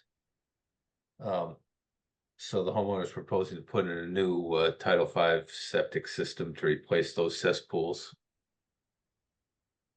The property is actually two homes on the same property. There we go. North Main Street is over on the left-hand side of the drawing. The main house right there that Daryl's indicating is an existing 4-bedroom house. And then there's a smaller guest home at 112 North Main Street is a 2-bedroom house located down there. As I said, there. On the diagram, the small Do I have those one mixed up? is Okay, 110 and the The large big one house is 112. Yeah. Okay, that's that Okay. one, and then over here. Okay, got it. They're both currently served by cesspools. We're proposing to put in a new septic system that can handle both of those buildings. They'll each have their own septic tank, but then the piping will be combined and go into a common leach field to serve both those homes. We're proposing to put in a conventional stone and pipe system compliant with Title V.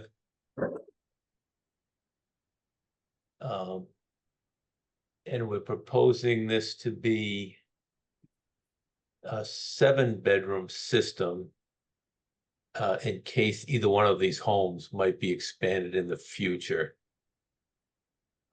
If the 4-bedroom ever goes to a 5-bedroom, or more likely the 2-bedroom cottage goes to 3 bedrooms, the system can accommodate that. We are asking for the same waivers we asked previously tonight.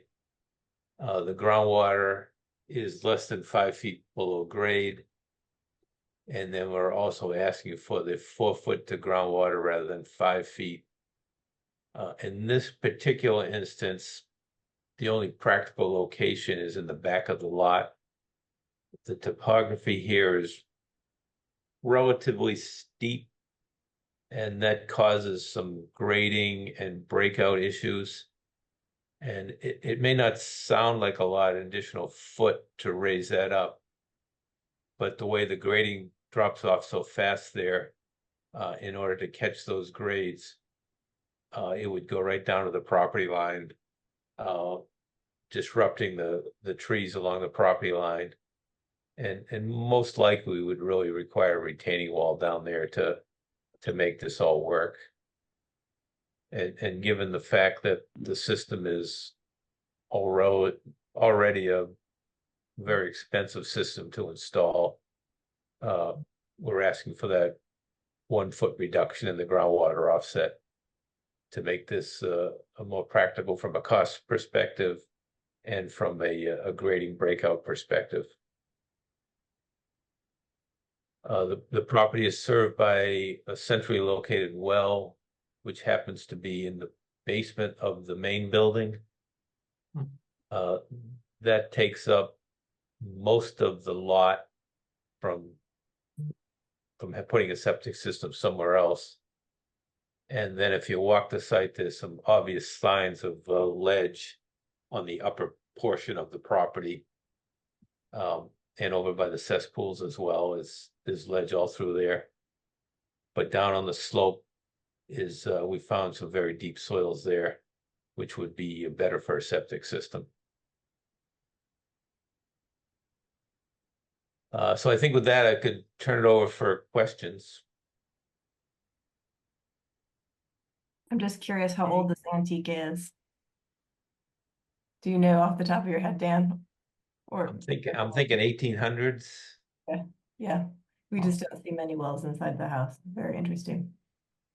But, well, it's kind of interesting. The well is not that old. The well was installed in 1980 and was approved by the Board of Health to be under the home. They were putting on an addition at the time, and they drilled the well and built the addition over the well with the Board of Health approval. Not the current Board of Health, but the Board of Health in 1980. Dan, was this a system upgrade or a new system? System upgrade.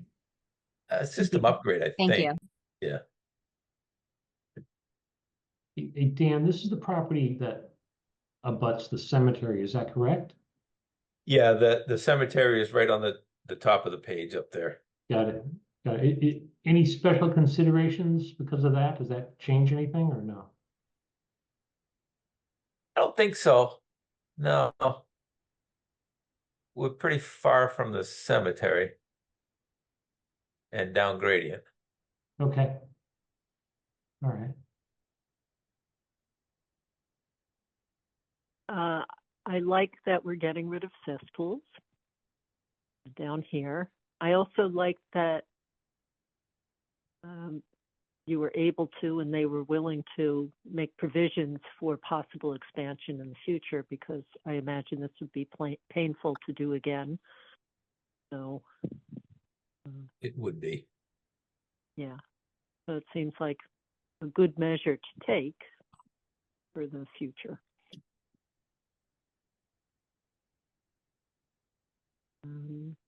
And one, what we also, we located the original well that was out there as well. It's an old hand dug well that was never really properly filled in, so we're taking care of that as well. Oh, that's good. Yeah, this is an interesting one, as so many of them are, but I don't think I've seen anything quite like this before. And if I can add, Daryl, the homeowner is here, and I believe, I know usually Dan makes sure the abutters have been notified, so I believe that should be in good order as well. And we did drop off all the green cards to Jean for all three of these hearings tonight, earlier last week. Yes, I was just going to confirm that. Thanks, Dan. And I don't know if the homeowner has any questions, but I see he is on the Zoom meeting here. Yeah. Questions or comments, and same goes for if there are any abutters who have any questions or comments. Yeah, Mark, this is James, and Dan and everyone. Hi, homeowners. Hi. Yeah, this was Dan. I mean, I'm just saying that Dan did a really great job, and Eileen with it, because it is a little bit complex in terms of, you know, kind of snaking it through some ledge and kind of finding a place. And so I really do, you know, it is expensive, but at the same time, I really appreciate the effort he put into it to kind of make it work. Thank you. We agree. So even the observations about breakout and that sort of thing, because that, good to be mindful of that. That is quite a slope to account for. Oh, you know, I didn't look at the other page for this. Are these stepped? Looks like they are. Yes, they are stepped down the slope. Yeah. Okay. If we have no other questions, we could move on to the variance request. But again, if anyone thinks of a question as we go along, raise your hand or raise your hand, voice it. So remarkably, for all the features that you had to include, there are 2 variance requests, the usuals.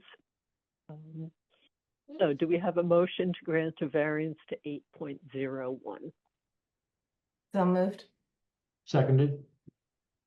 Any other discussion? Hearing none? Steve Constantine, aye. Julie Dreyfus, aye. Rebecca Honeywell, aye. Daryl Beardsley, aye. And do we have a motion to grant a variance to 8.02? So moved. Seconded. Any other discussion? Hearing none? Steve Constantine, aye. Julie Dreyfus, aye.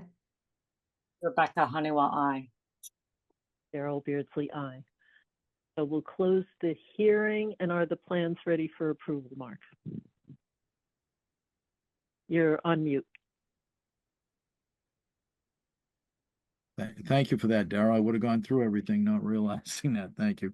Yes, these plans are ready for approval, conditional to a deed recording that requires the prohibition of the garbage grinder because it was not designed for one. Okay, so do we have a motion to approve the plans conditional to receipt of a garbage grinder deed restriction? So moved. Seconded. Any other discussion? Hearing none? Steve Constantine, aye. Julie Dreyfus, aye. Rebecca Honeywell, aye. Daryl Beardsley, aye. So thank you, James, and thank you, Dan. All right, thank you very much. Thank you. Okay. All right. Where we are. Daryl, I believe the engineer is still with us, as well as the owner of Yes, 1, for 2, and 3 Greenwood. yes, So the board let's still take that wishes. one. We could put lot 2 on the screen first and have the board review it. Okay. All right, give me just a moment for that.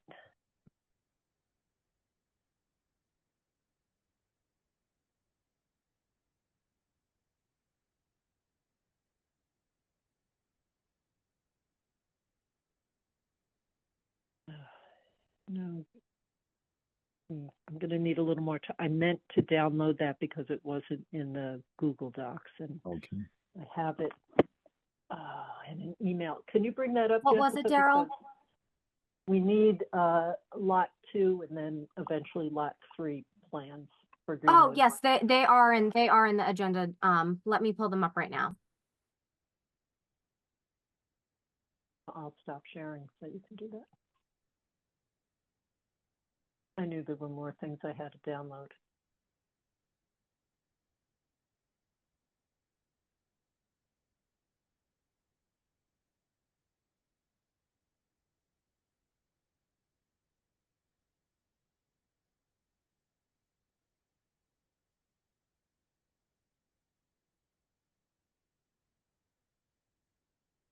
Where would you like to start? The plan review or the comments?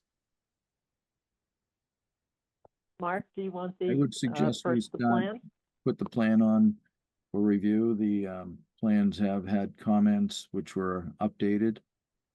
So as long as we have the, which we do, the August 21st plan, if it will show up. If not, I know the engineer's here and he could draw it up if it doesn't show up. Deshane, can you hear me? I thought he was here, maybe not. But, and Bob, do you know offhand if Deshane? Yeah, put Deshang those- is here. I believe he is on the call, yes. You're not able to bring up the plans? Is it that? There he is. Good evening, Deshang. We're Hey, good having evening. trouble. You want me to share the plan?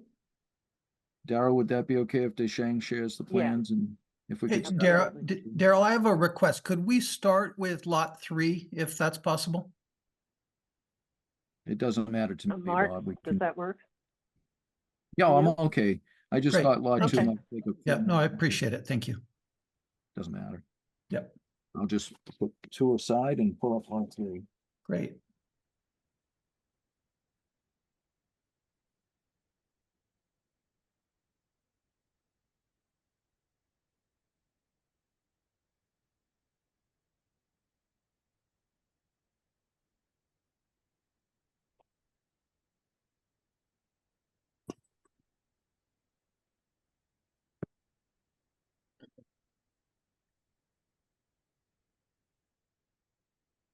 This is lot 3.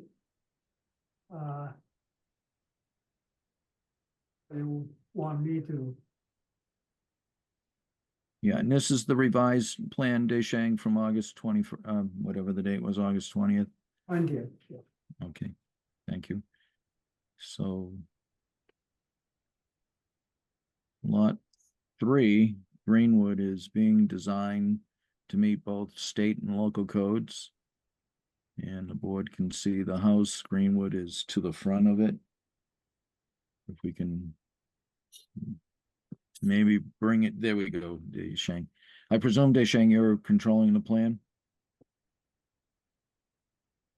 Yes, I'm not, so. Okay, thank you. Greenwood, It is Deshang Green. the lot size is 2 acres, a little bit over 2 acre. And the frontage is 200 feet.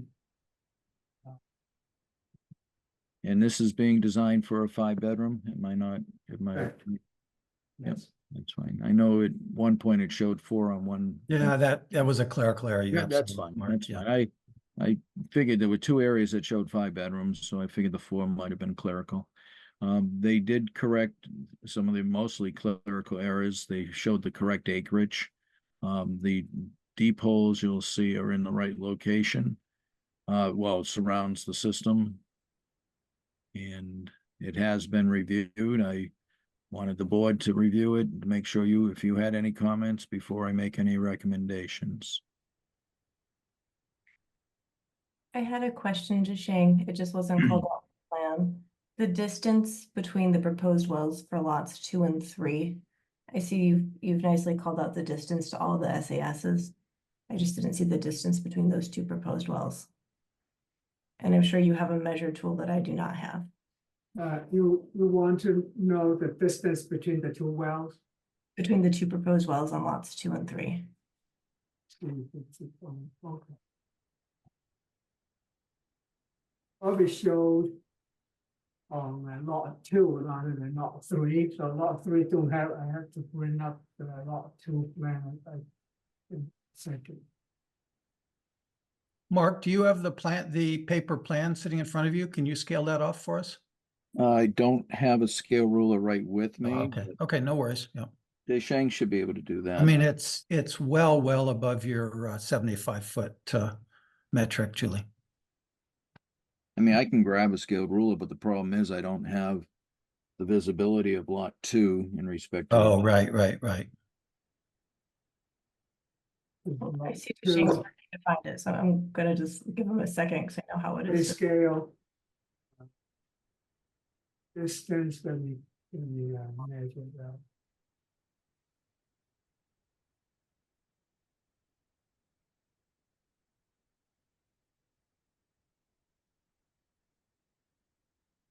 Bob, you said Yes. this was 200 feet Seven. of frontage here About with the lot? Sorry, say it again, Jessica, I didn't hear you. 200 feet of frontage with the lot? That is correct, yeah, which Thank is you. what's required in the, Julie, the distance between the two wells is about 98 feet. Thank you, I appreciate it. And actually you'll have there we go, a better view on lot 2. So thank you, Deisheng. Nice to have a CAD system.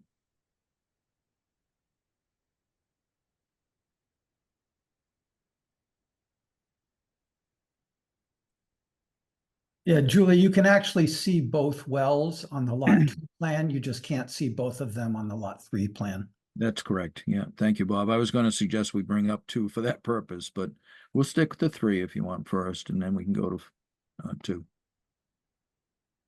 I did see them on the lot 2 plan, and I Yeah. just see the distance called out. Yep. Thank you to Shane for measuring that. Back to lot 3.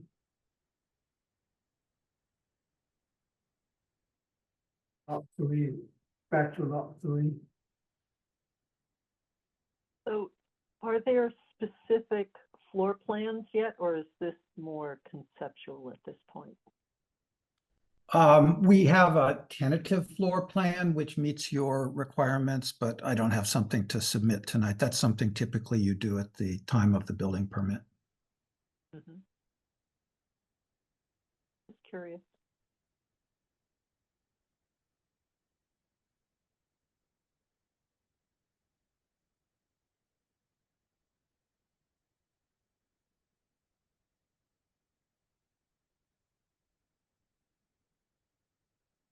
Setbacks has a table at the lower corner, so the leaching field to property line, house to property line, well to property line. So, and on lot 3, am I correct? This is a 4-bedroom septic system? That is Yes, correct. the 2 is 5 and the 3 is 4 bedroom. Correct. That's fine. To get confused. So we have like 4 similar lots, but. So we don't often see a rain garden on an individual property. Are there some particular slope or? No, dynamic? honestly, Daryl, what happened was we put that in there when we were doing the 40B and we never took it out. It's just a nice little, it's helpful, obviously. It's not required, but it's helpful. But It's no, a good feature because. there's nothing unusual about the land. We just did it as part of the original 40B design. Lot 3 is 4 bedrooms? Correct. Thank Correct. you. Yes. And lot 2 is 5. Got it, thank you. Yep. And just so you know, Deisheng puts a definitive statement. It's under note number 3 under additional notes about the well distance meeting local codes. So he confirmed it as well there. But according to our review with Deisheng and Bob, they indicated that the Conservation Commission prefers the chart you'll see on setback to property lines and other setbacks I prefer to have it drawn in as was just done for the well to well, but it is provided here. And so, there's nothing to say you can do it one way or the other. My preference is to see it directly on the plot plan. Yeah, Joyce had indicated to us she had a strong preference for a table as you see it, which is why we did it, because we go to them first. Right, I can see that, right. Given how their regulations are structured, having that minimum distance is useful for what we do and for the installation of some of these features, knowing where that minimum distance is met, along a septic system edge or whatever else it might be, would be valuable information. Yeah, no, I understand. One of the things, unfortunately, Daryl, that happens, and sometimes you even give us this feedback, and certainly Mark does, when you put too much on the plan, it becomes almost unreadable. So you really have to kind of choose what to put in the middle of the plan and what not before it becomes a problem to read it. These elements on the plan are not required in your regulations. Mark asks us for them, and we do our best to provide them. In this case, we gave them to you in the table form because it was Joyce's request. Again, Joyce's it's also a good request. thing for future homeowners to have, because if they decide they're going to go put a pool in, it'd be nice if they know, just where everything is on their property. So Sure. Yeah. in the long term, it'll avoid some problems and headaches for people. The Yep. setback to property lines table you're referring to, Joyce's request. That is correct, Jessica. Yep. Thank you. So yeah, Daryl, as like a balance, we did, a response to agree that for an as-built plot plan, we can put those dimensions on. Because that one, you don't have all the grading, all that complicated, too many stuff. It's going to be simple, easy identifying for wells and for leaching field. So in the as-built plot plan, usually when in the purchase, you can provide that. So for the as-built. Okay, so Mark, are there any particular things that you'd like us to focus in on, or No, I or was is there just, anything outstanding to be confirmed? no, I think the questions were good questions about the well distance to well.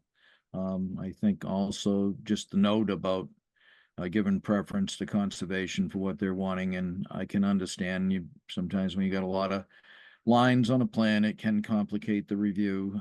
But with that said, and if there's no other concerns or questions from the Board of Health, I would recommend approval of this plan for new construction.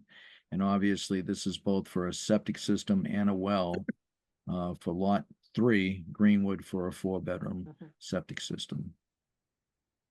Okay, and we don't need to specify anything now that, of course, the house has to be compatible with the Yes, sizing of the septic system. That'll come at the next phase. that's correct. At the building permit phase, Yep. we'll count the rooms and make sure there's only 4 bedrooms per our requirements, as well as the room count total per Title V.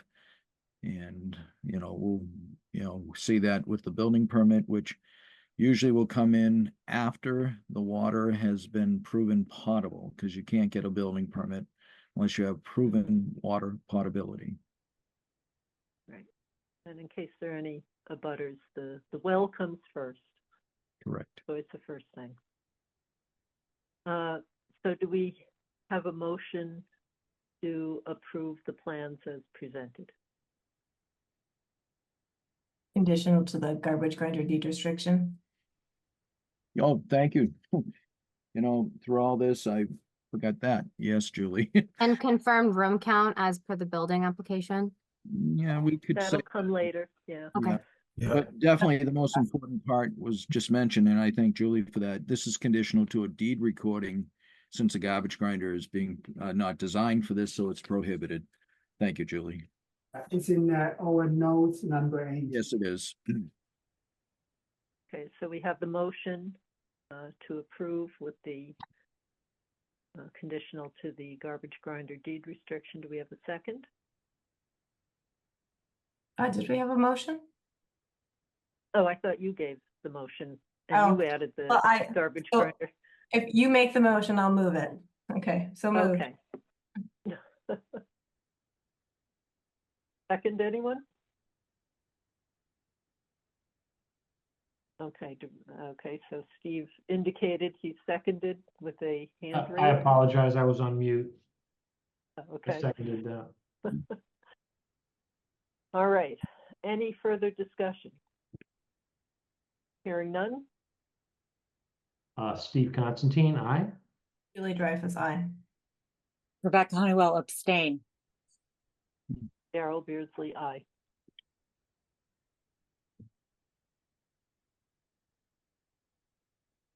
Okay, and the next plan, per the request of Bob, is Lot 2 Lot Greenwood. 2. We'll do that second. And Lot 2 Greenwood, there was more information that was needed on the plan, but I'll wait for it to be loaded up. Thank We you. can go from the overall plan first, and so if Mark, you can direct me when you need me zooming in, so this Yeah, is well, house lot.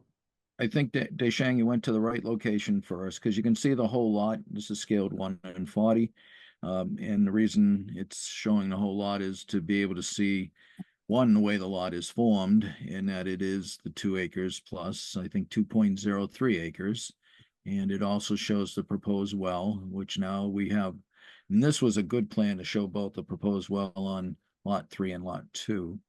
And it also shows the wetland buffers, and there are some lines drawn in. So I appreciate the 125 wetland buffer being drawn in, as well as it shows a septic system for 5 bedrooms.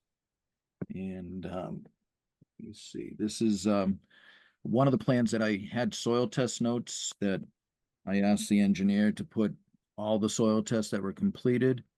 And you'll see there is, thank you, Deschang, this is a better plan to see them all. Is this the old plan, Deschang, or do you have 2-2 on? There it is. At the very bottom of the screen, you'll see 2-2. The engineer moved the system away from that deep hole. I just wanted to make sure the board's okay with this. It's that another good distance arrow, Deschang, thank you. It shows it about 40 feet between that test hole and 22 I know you darkened them, Deschang, 2-1. But because the groundwater was high, I was going to ask if the engineer could explain the reason why. And indeed, it's been through the models. The groundwater was determined by models. Maybe an explanation on the 2.2 having models at 36 inches, and then the others were all below 5 feet. Maybe I think it would be good for the review of this just to have a notice on why models were found at 2-2 anywhere from 36 to 40 inches, which would not meet the Board of Health codes. But he has proven in all the other depots, that's 1, 3, 4, 5, that they were below 5 feet. Deschang, if you don't mind, I think you gave a reason to me why you, in the field, why you felt that hole was showing a higher groundwater through models. Could you just circle again the hole that we're talking about that has the shallow depth? Deschang, you just had the cursor Yeah, on it was just, as you were talking, it was moving between them. I wasn't positive which one. Yeah, and, I think there it is. So Right. this is the Okay. tested Okay. 2-2. Even when we were doing the soil evaluation for Title V, we abandoned. The reason is it's almost right away you can realize here is a wetland, here is the Greenwood Street. The groundwater is flowing from Greenwood toward north. I think that's north. Yeah, both north, northwest. So therefore, this is upgrading site. So tend to have the groundwater is higher, and then within the wetlands, the groundwater pitching toward that way.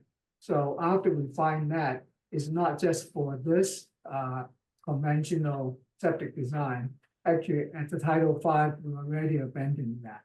So so actually, there was one recently in the review of the design, we find 2-3 is also a little bit shy of 5 feet. That's why we moved even further away. But, and the rest of it, the groundwater is at, if you look in here, it's 90 inches, 80 inches to 90 inches. So it's like close to 7 feet, 7.5 feet deep to the high groundwater. And actually during the soil testing, Mark and I, during the high groundwater season, we check in all the wells, it's all dry. So a couple of times actually. So the models, it seems like is pretty consistent with what we observed on site. The 2-3 was a little bit higher. So, model sometimes because of by percentage, it could be, this is also close to the street a little bit. That's why we moved the system further and did a new perk test recently. So Mark, if you remember. So that's all the reasons. So we shoveled the whole leaching field more toward the down gradient and the deeper groundwater side. But the soil test pit, upon Mark's request, we put it on. The reason is not for this current approval, is just in case in the future, if the owner wants to expand it, say, hey, I want 6 bedrooms. It happens, right, when you're dealing with 85 Maple Street. So then we have to say you cannot move in toward the street. So if anything, you have to, if you want to expand to making the system bigger, you have to move backward, toward the back. So I think it's a good information to show on the plan. Yeah, and thank you for your understanding on why I needed those shown on the plot plan and your explanation. Thank you, Deisheng. But I'll wait for the board to see if they have any questions on this. So since I believe in the Board of Health files, we have the records from the multiple other subsurface investigations that were done along Greenwood Street, that the discrepancy or the difference, it's not a discrepancy, the difference in the depth to groundwater you feel is related to what Deisheng has described, as opposed to that somehow there was exploration done in soils that had already been overturned, mixed up, what have you. Yeah, and Darrell, that's a good point. I think the previous person that was looking at this property walked away because they were testing closer to the road and they were getting these results, where Deisheng decided to try further inland, not inland, further off the road, and was getting better results. No, that's exactly So right, this Mark. shows If you go and look at the old test plans, you'll see they tested too, as it turns out, too close to the road. You're absolutely right, Mark. Thank you. Darrell, I didn't mean to interrupt you. I apologize. No, I was going to say that This is probably counterintuitive. The dynamic of past testing that had gone on and what the difference was from not that far apart, frankly. No. That's quite a change within a short space. Yeah, no, that's why I wanted the board to see this and comment any way you wish. Mark, you had just confirmed with Deisheng to identify the reason for modeling on the plan, correct? Well, confirming the differences in models between depots 2-2 and 2-4 versus the ones being used for the soil absorption area, which is 2-1, 2-4. I'm sorry. So he was showing 2-3 and 2-2 as having models that would not allow for a septic system to be built in the area of those depots, but it test holes 2-1, 2-4, and 2-5. And thank you, Deisheng, for highlighting these depot numbers a little brighter so I can read them. Those showed that they were in compliance with our requirements to have groundwater 5 feet or lower. Okay, so a long answer. Clarify the differences in modeling between test pits 2-2 and 2-4 to determine compliance. 2-2 and 2-3 were not in compliance. The others were. Great, thank you. The ones outside of upgrading is not in compliance, and the ones below that great, so it's all in compliance. They're close, but they are in compliance, the ones that surround the soil absorption area. Right.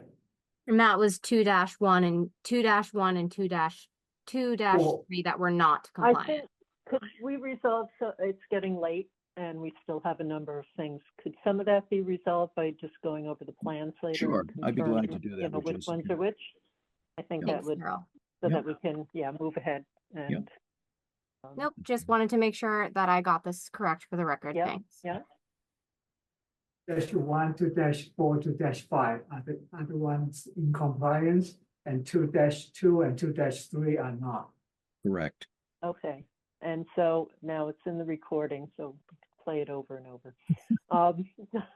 So, Mark, are there any other things in particular that maybe the kind of the most unusual? We don't often see that. Sure. Is there anything else in particular we should focus on or?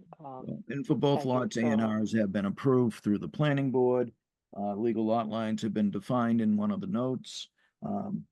The review of the depots was most important for this property, and there was some refusal in 2-3, I believe, but which was shown. I just asked Deschang to update the soil test information as well, and that's all been done on this new PDF plan. And if the board doesn't have any further questions or concerns, I can make my recommendation. I don't have any other questions. Anybody else have any other questions at the moment? Okay, so Mark, what then? I would recommend to the board that this well and septic plan be approved conditional to a deed recording on the prohibition of a garbage grinder. That would be my recommendation. Okay, so do we have a motion to approve the plan showing well and septic, conditional to receipt of the garbage grinder deed restriction? So moved. Seconded. Any other comments? Hearing none? Steve Constantine, aye. Julie Dreyfus, aye. Rebecca Honeywell, abstain. Daryl Beardsley, aye. Okay. So I think that wraps up those two, unless there's something else I'm not aware of. We will get to work on those garbage grinders for you all and push ahead. Thank you all for your help tonight. Appreciate it. Thank you. For We the took like the 5 non-garbage copies. grinders. Sorry, the garbage grinder. grinder restriction. Excuse me, Daryl. Thank you. And as I And- heard and the- Deschang say, yeah, 5 copies, at least one original with your signature, Deschang, and Stan. Yeah, we'll get those plans over to you tomorrow, and it'll probably take us a couple days to get our deed recorded. Thank All you. right, thank you, Mark. Thank you for You're all the welcome. members working through this, it's a little complicated project. Yes. So I think we are happy to wrapping up the agreement. Okay. Let's see, for the food permit fee waiver that the Council on Aging asked for, Jessica, can you just text Christina to see if she's able to come, if she would like to? And I will bring up the document that she sent so that you can see what she wrote in, which I just saw for the first time today and found it quite illuminating about what was planned. And Yep, what the I'm just issue waiting for was. her response. Yep. I mean, I think we'll do this anyway, and it'll give us time to read it before she's here, if she comes, otherwise we'll go over it. So let me just.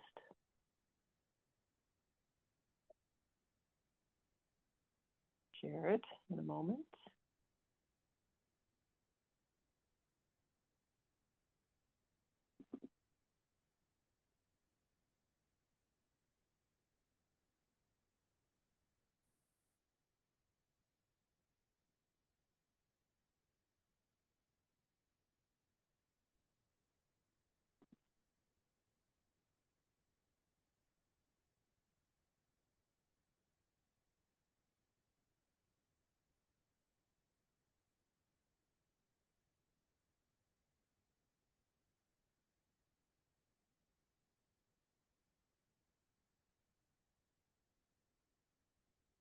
You'll probably start going through it, Daryl. People are reading, I think.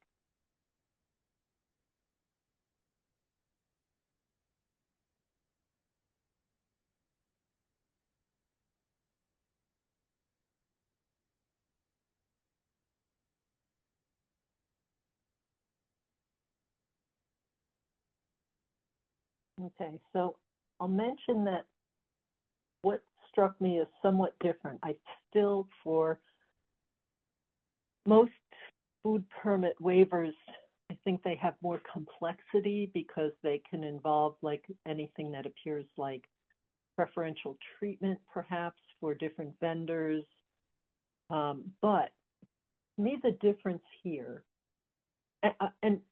so before I go on to this, I would still like for select board advisory and whatever the financial entities are in town to just define for us how we are to handle any kind of fee waivers, because I think it would be cleaner. But this one, what strikes me as a huge difference is that the Council on Aging is purchasing the food, then they're bringing it over to Pilgrim Church, they're heating it there, they're serving it, they're not charging anyone for anything. It doesn't affect any of the other food establishments in town necessarily. I mean, they could choose to buy their food from there, but it's not private because it is for the public, for seniors, but to me, it strikes me as very different than the library fair, for example, where people could get a snack there, or they could walk down to C&L Frosty. So, you know, that feels different to me than this activity. And so to me, it seems easier that the town, one way or the other, is paying for this fee, whether it's coming out of COA budget or, you know, and whether or not the Board of Health gets some kind of compensation for the effort that the food inspector has to make. It's really sliding between departments with no significant impact, I don't think, on other food establishments, how I'm reading it. That may not be correct, but so whereas I, you know, want to wait for guidance, some of the more complex ones, I just wanted to see how the board felt about this.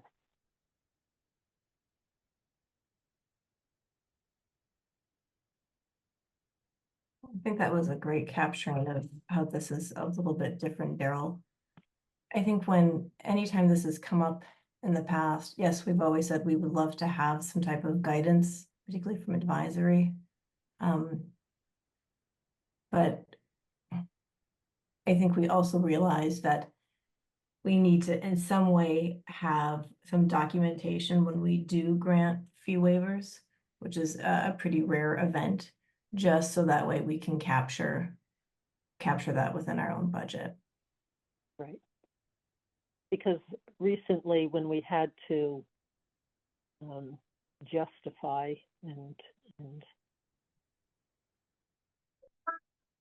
yeah, I'll just leave it at justify that we went over budget for projects, and it's all in the service of applicants who come before the Board of Health. And we had the fees to point to, which pretty much covered the bulk, the vast majority of the extra time and expense that we had.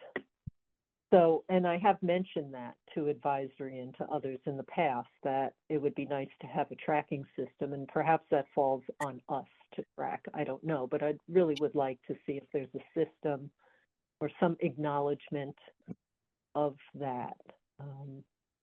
Because either it's coming out of the COA budget or ours. And it's going to be ours if we do a fee waiver, so.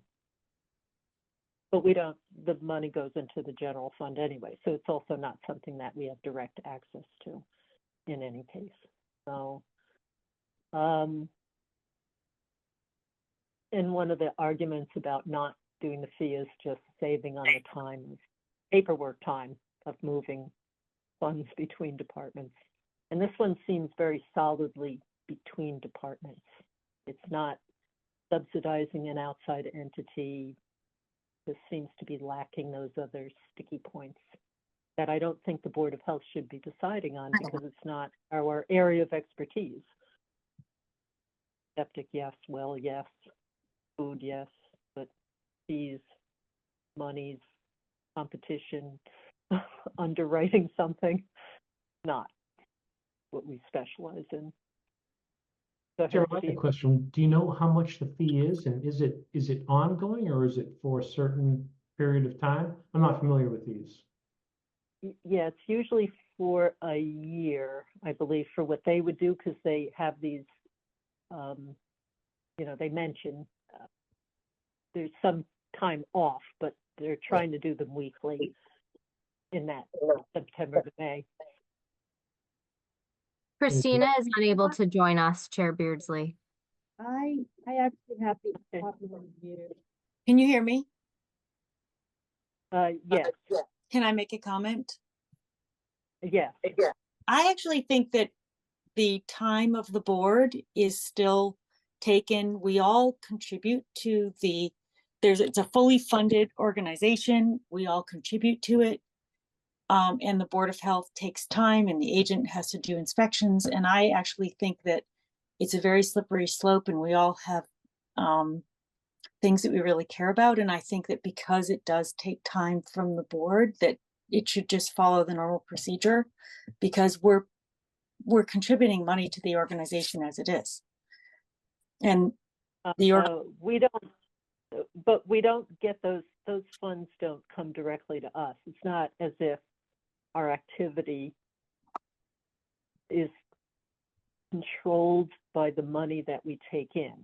It's helpful and it certainly helps support the Board of Health, but it all goes into the general fund and then it comes to us. Unless we're getting certain infusions like when the emergency preparedness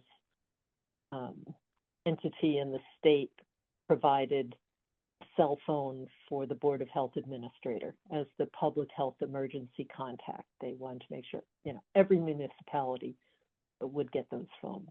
So, and then they pulled that program, but that would be an exception. So not getting in the couple $100 does not mean that we have to say, oops, sorry, you can't go out and address something. It's not at that level. But it would be nice to have acknowledgement that we are doing this extra work rather than it's not showing up in our incoming fees, because that is tracked. Well, we're all funded, we all have a budget, and we are not a charity organization. So I think that that's, the select board would we should get some guidance, because I think that the Board of Health still has to do the work. We have to make sure that they have safe and, I don't know. I just think we should be consistent, and that's I understand what you're saying, and that is part of the concern. It's more about getting credit, but we have a budget, but it's not limited to the fees we intake. So, and we don't take them in. We may take them in, but they go right into the general fund, and so obviously we disagree. It's not connected directly. Yeah. It's gonna, if Jeremy is still on, not to put you on the spot, Jeremy, but if you want to weigh in on this at all, feel free. I don't know if you're still on.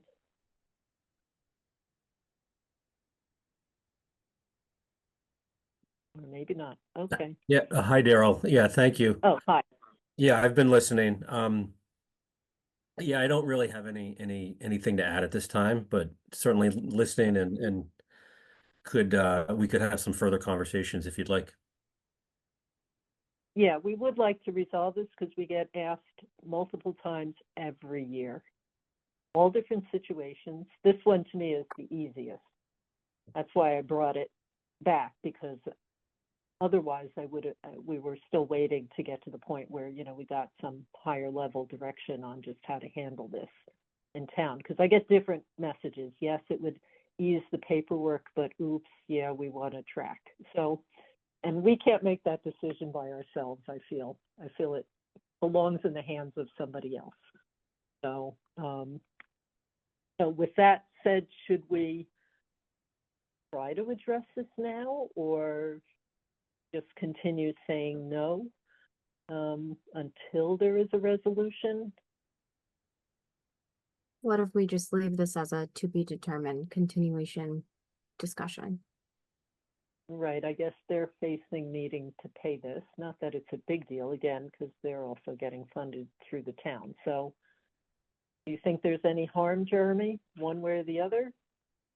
Or cleaner to not?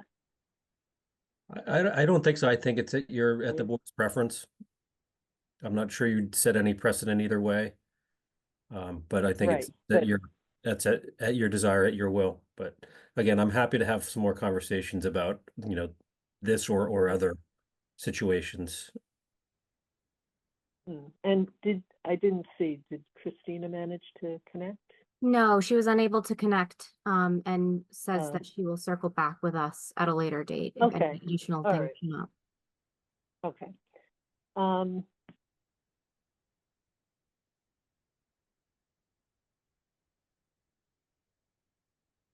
I just don't know. Or do we just say they don't have to pay the fee now? I don't know if I want to set that precedent. That gets a little trickier. Except it's an annual basis.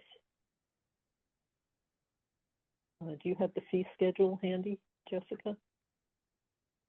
Know what kind of magnitude? I thought it was a couple $100, but That's I have not memorized our fee schedule. That's my general, I have not memorized it and I have not looked at it, you know, where I can remember exactly, but a few hundred is the number that's in my mind. Yeah. Um, And if they've made it through this much of the year, do we just say we'll postpone it until a decision is made? I don't know. Or do we just ask for it and I mean, are there extenuating circumstances? I feel like it's a fully funded organization we all support, but we also take time and effort. I mean, I said my opinion already. If you don't feel like we obviously disagree. So it's just how to run our department. We also have time and effort and limited funds, and you know, it doesn't take less work for us. And so I don't know. It's $50 for a temporary establishment. except does this qualify because they're doing it weekly? I thought temporary was more like one day. But it depends on how we decide to categorize it. But if we were to move it to a sort of annual permit, then it would be based on square footage of the establishment. Over or under 1,000 square feet. I'm happy to share the fee schedule with the board if we were to continue the discussion. All right.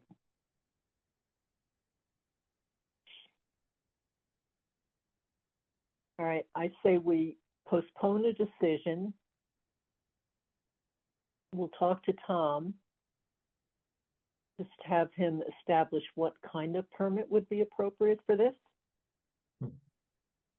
And then we'll know what we're talking about in terms of a fee. And then maybe we'll have a little more insight into something. And on an annual basis, I don't know, let's talk to Tom and get his input, I think is where I'm at the moment. Daryl, do we have a deadline here though? It looks like they are looking to start their program in September. Right, and that's part of it is I just want to find out if we could, let's say that, I'm speculating at this point, it's $1,000 a year, and I know our permits go by the calendar year, except for the ones that are for one-day events. So I could imagine that $1,000, again, I don't know if that's a real number, to pay for just September through December would seem a little painful for them.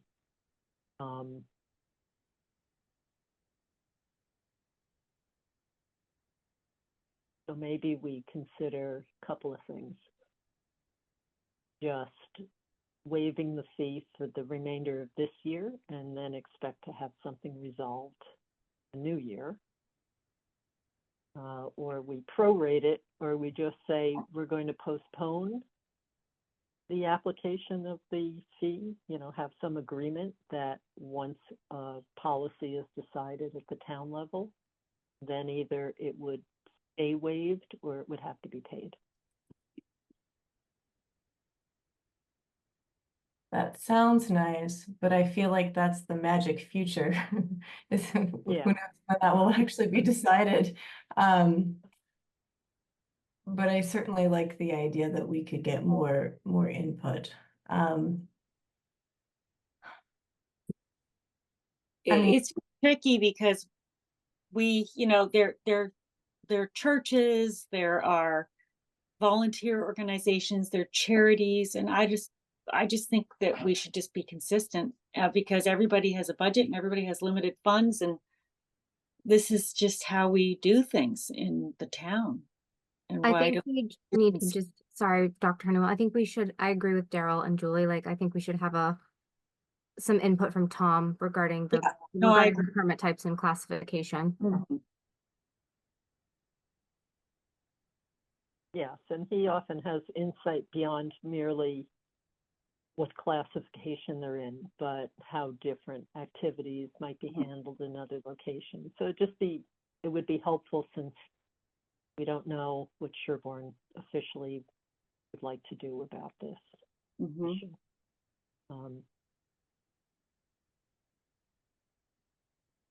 Okay.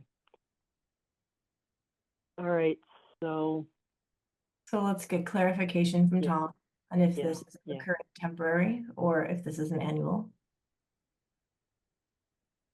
Yeah, And then what kind of fee are we looking at right now for this? And level of effort on his part, maybe we could bring that in. We could certainly comment on that.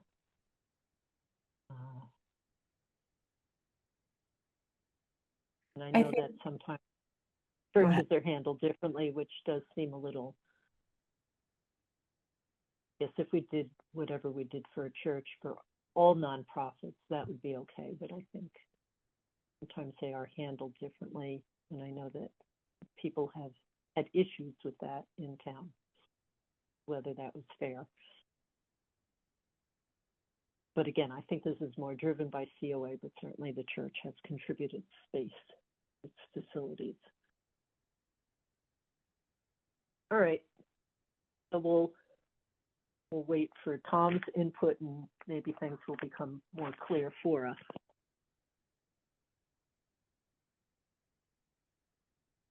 All right, so I don't think we have anything to vote on that. Okay.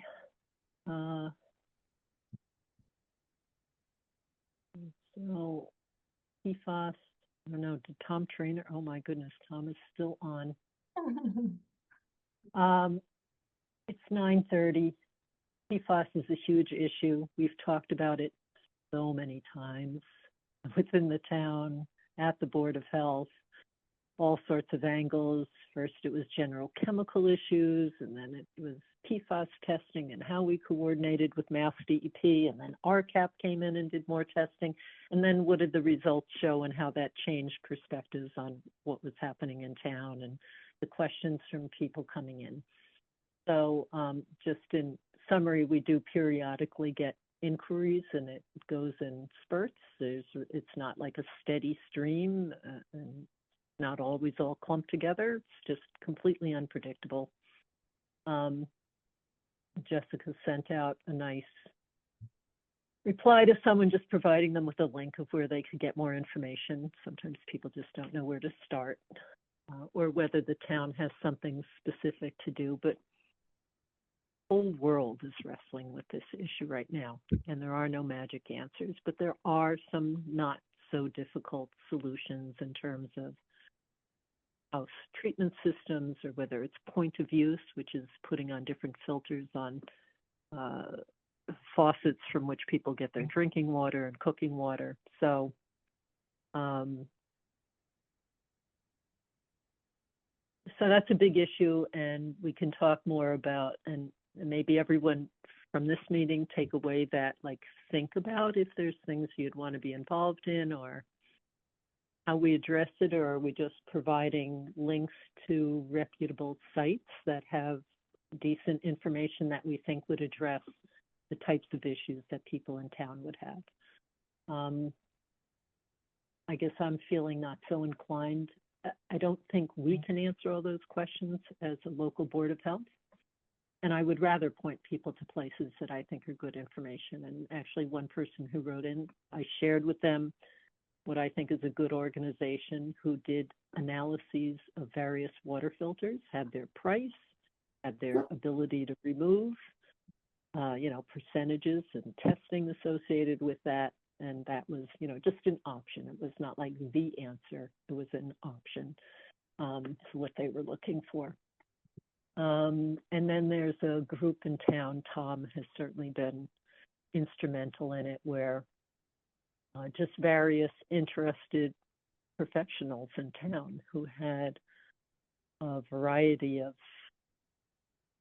disciplines that relate to this issue, whether it was public health policy or testing or engineering side of things or whatever else it might be, met and prepared information. And so there are kind of Q&A fact sheets that are available on the town website that were generated by that group and the Groundwater Protection Committee. And maybe we can help for access to that through the Board of Health website.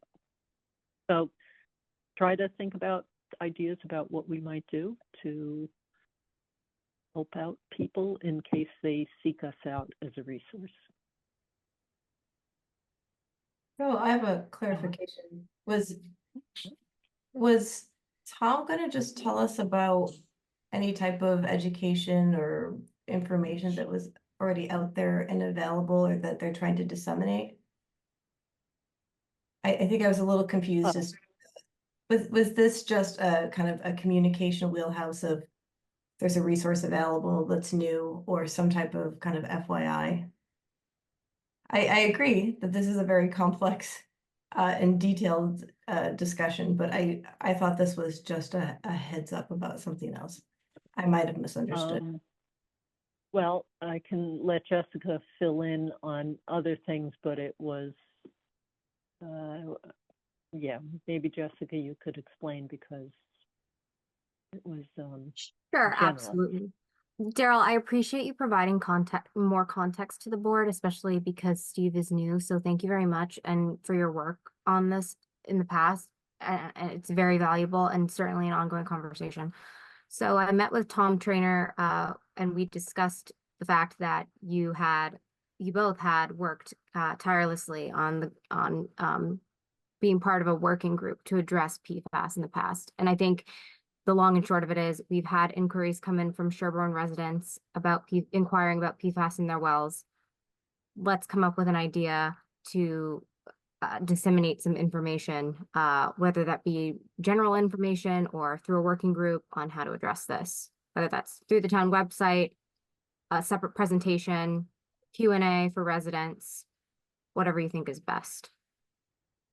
And maybe we could discuss the possibility offline of reinstating a working group.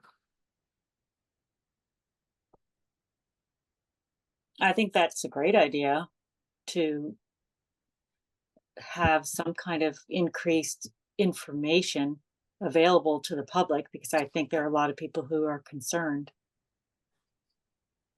Tom, I see that you're raising your hand.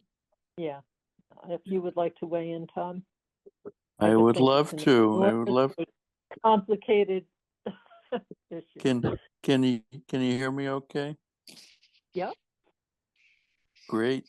No, thank you for putting this on your agenda and talking about this very, very big area for a town like ours with everybody on their private wells. And the Groundwater Protection Committee, as Daryl mentioned, has been focused on this in a great way the last couple of years. And the Groundwater Protection Committee, with the help of the water commissioners and some of the Board of Health members like Daryl and other knowledgeable scientists in town.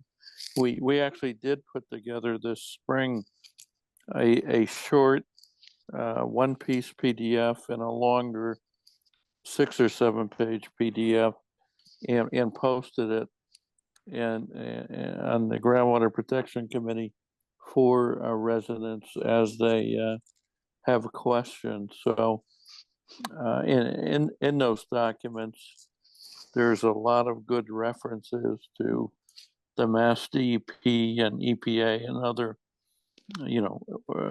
organizations. Very complete kind of consumer resources. So my suggestion right now, because I personally get a lot of calls from acquaintances in town about not just PFAS, but if we could broaden this just to well testing in general. And the Groundwater Protection Committee also fields a lot of questions. So we just send out people these PDFs and other information about this, the lists of DEP certified labs and the recommended analytes to test for. If your board would like to work more with the Groundwater Protection Committee on any of these issues, we'd welcome that. But I think some of this is already addressed in what we're putting together. Mm-hmm. Right, until the next advancements are made, and things like, I believe it's 2025,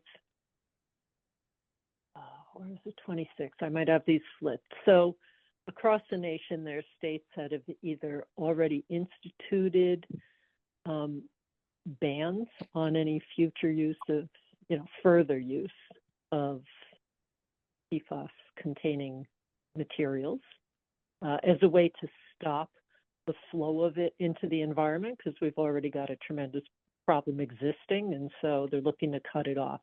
Massachusetts has not implemented that yet, but it's on the horizon for 25 or 26. So that's coming.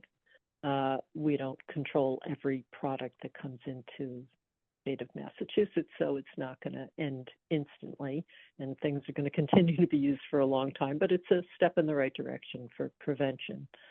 Other things I see as challenges is whether at some point we can encourage the state or someone else to get, say, PFAS containing filters to be managed properly so that they are also not just landfilled or dumped back out into the environment where they continue to contribute. So filtered out of one place, put somewhere else. So, maybe there are some bigger things that we could work on as a town.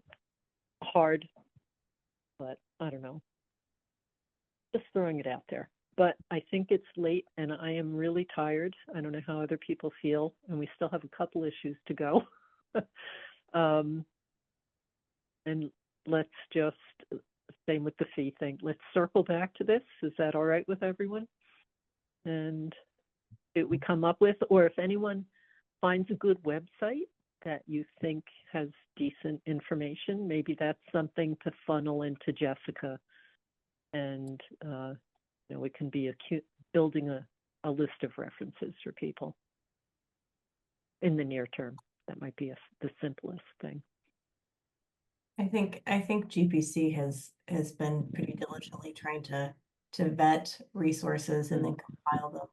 I think one of the most helpful things we could do is kind of keep track of the various questions that come to us regarding PFAS and kind of let them know what's incoming on our radar. And if for some reason there's information that we don't have at hand or know how to answer, also refer that over to them to help support us in answering the questions from residents. And I think that we can continue to be a tool to kind of add volume to their voice as they try to educate residents about PFAS and as Tom had put it, the private wells in general. So I view them as the primary education people in terms of gathering the information and discerning. I think they do a fantastic job, and I'm grateful that we have them in our town and they work so hard. And I think we'll continue to work with them in coordination. Actually, I like the idea of how about even the most near-term step would be when people make an inquiry, send them the documents that groundwater protection's already prepared. Say if that doesn't answer their questions, contact us again. But maybe it'll be just enough. And it'll just tell us whether that's all people need to know is to see that, because it's got a lot of the good basic information and the kind of first step questions people would ask, and second and third step. And then we'll know if that meets the need for now. And if it doesn't, then we'll work on what people still come back with as questions or concerns. Do you think that the Board of Health should include some information on our website? Absolutely, Dr. Honeywell. That's something, the website is a whole other story. We could talk about that offline. All right, so I think we can certainly add this to an agenda again in the future. The next one's pretty soon, but someone has something, just let Jessica know to add it, or let me know, okay? All right, I think we have approval of minutes and agenda items for the next meeting. So before I forget, agenda items for the next meeting are going to include, of course, Brush Hill Road, 60 Brush Hill Road. Sorry, I keep forgetting we have two properties there. And it will also be 34 Brush Hill Road. A discussion about open drains. And I think those were the two things I wanted, the 60 Brush Hill open drain. Okay. Can you put 34 Brush Hill? And 34, yes. That is going to be a standard probably for every meeting for the next bunch of months. So we'll just call them Brush Hill, 34 Brush Hill. Yeah. Yeah. Or Brush Hill Homes 40B, whatever. Yep. Okay, so approval of minutes. Did people get a chance to review and submit comments? I had a bunch. I didn't finish everything I would have commented on, but I think I had like general formatting and content things that I was addressing, how to handle variances, how they're written in, not just saying a variance to 8.01, but a description of it. And sometimes engineers provide that little extra information, like they'll say, and we've compensated for this by using an IA technology. Stick that in there. The reason I want to see longer descriptions is that the regulations change over time, and the number of times the board has gone back and looked at historic minutes to understand a property is a lot. We haven't done it as much lately, but it used to be just such an unbelievable resource. But no one is going to want to read 8.01, especially since those numbers may change soon. Because even those sections of the regulations have changed over time. So to have it right there saves the hassle of saying what year was this plan submitted, because even if the regulation changed from when they first submitted to when we deliberated on it, there might have been a regulation change, so you couldn't just look at the minutes date. So it would just be such a hassle to go back. and figure out what was the regulation at the time of the variance. If you're looking at a set of 20-year-old minutes. So, so that was, I think, the major thing that I was working on editing, but I've asked Jessica to work on, fleshing out the rest of them, and building up our little supply of drop-in descriptions of often used. Yes, a reference chart to be coming your way shortly to address the regulation codification as well, so that we have a Yeah, cheat. that's right. That's like a separate thing, but this one, it would be specific to the ongoing minutes.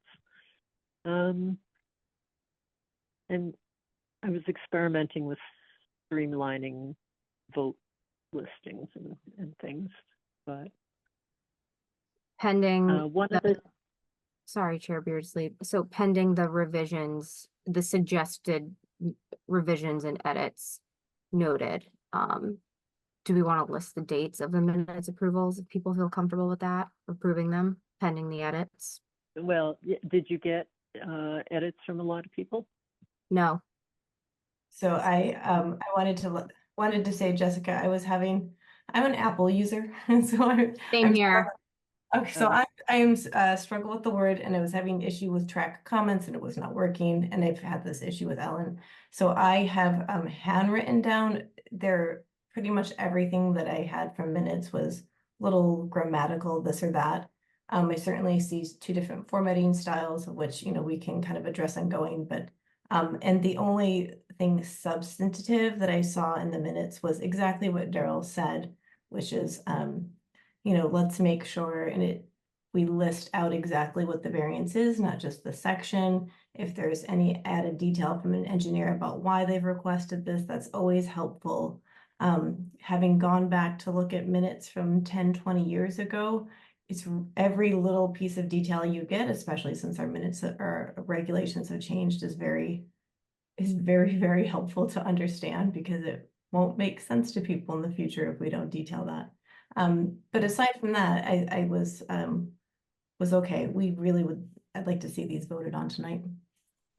Thank you, Julie. I appreciate the comments, and to Daryl for taking the time to look through and provide the edits. And I have noted your suggestion to list out the variant sections, and I hope that you will see that reflected in this next set of minutes for this meeting going forward. And I was two of the meetings where I was not present, so I actually don't have any comments at all, and I did read everything. Thank you. Thanks. I have little things, Jessica, like strike this word, or this is a typo, and I think at this point, going forward, those are the little minutiae that we would add in, because we're all a little bit of perfectionists, but I don't think that that's going to be required here at this point. But that's all of the other details that I have handwritten that I didn't send you yet. Absolutely. Yeah, just shoot them to me whenever you can. Make sure those get reflected. All right, having some trouble here.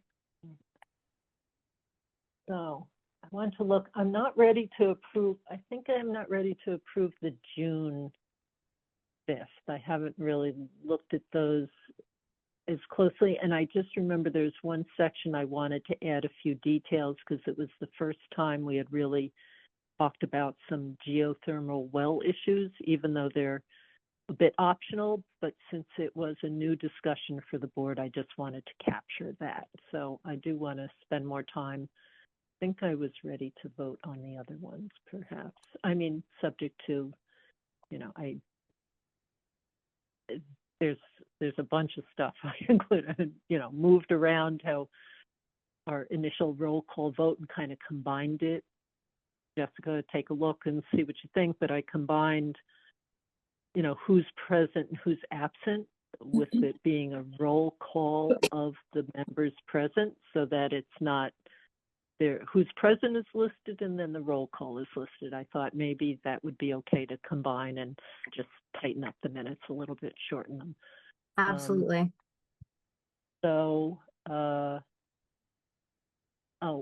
And there was another set that I was wrestling with.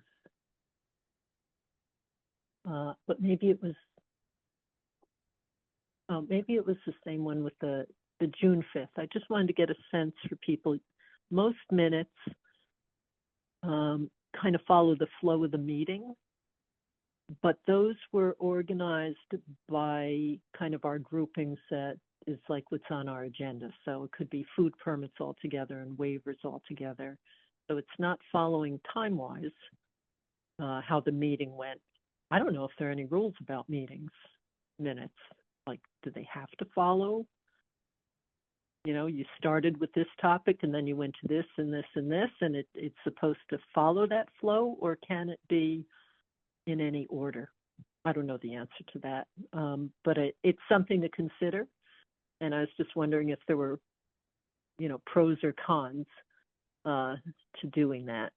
I just thought for continuity and consistency sake, if we're looking at the posted agenda and then we have the set of minutes as well that are posted, it would be exactly in sync as you're looking at the discussion. However, if you prefer it be by topic discussed chronologically, I'm happy to change that format too. I don't know. I will say that I have never read minutes and pulled the agenda. Never. So, but that doesn't mean that the groupings don't make sense. You want to find out what food permits were voted on in the night, and if they got broken up because, you know, we were sticking in food permits whenever we had a gap between two appointments. That's not as helpful, perhaps. So I thought it's not a bad idea. I just want to make sure somehow that there's not some rule about minutes that they're supposed to follow time-wise for whatever reason. I don't know. And then the other thing is I would just want the titles to look more like they look on the other ones and be numbered just sequentially, because it's easier to then refer, but to refer to what was item 1 on an agenda, that's where I think I would never want to have to go pull, you know, I don't want 2 item 1s just because. Right, but if they're under different sequential and you're looking at the meeting minutes, then it matches up to the section. That's what you had asked. So that's what I did. Oh, no, I didn't ask for that. I just wanted numbers, because often when we would look at minutes later on, again, not that we've done that as much lately, we'd be talking about the minutes and kind of group reviewing them, and you'd say item 8. And it was just easy to go right to, it was just for reference so you could find it. That's all.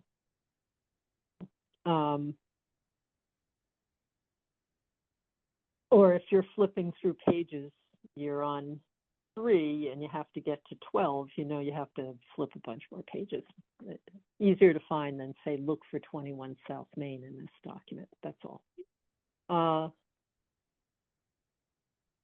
Anyway, so I just had more questions about how we want to do layout. And it's so late, I don't know that I want to do it right now. If you're happy with proceeding, or can we vote on some of the minutes at least?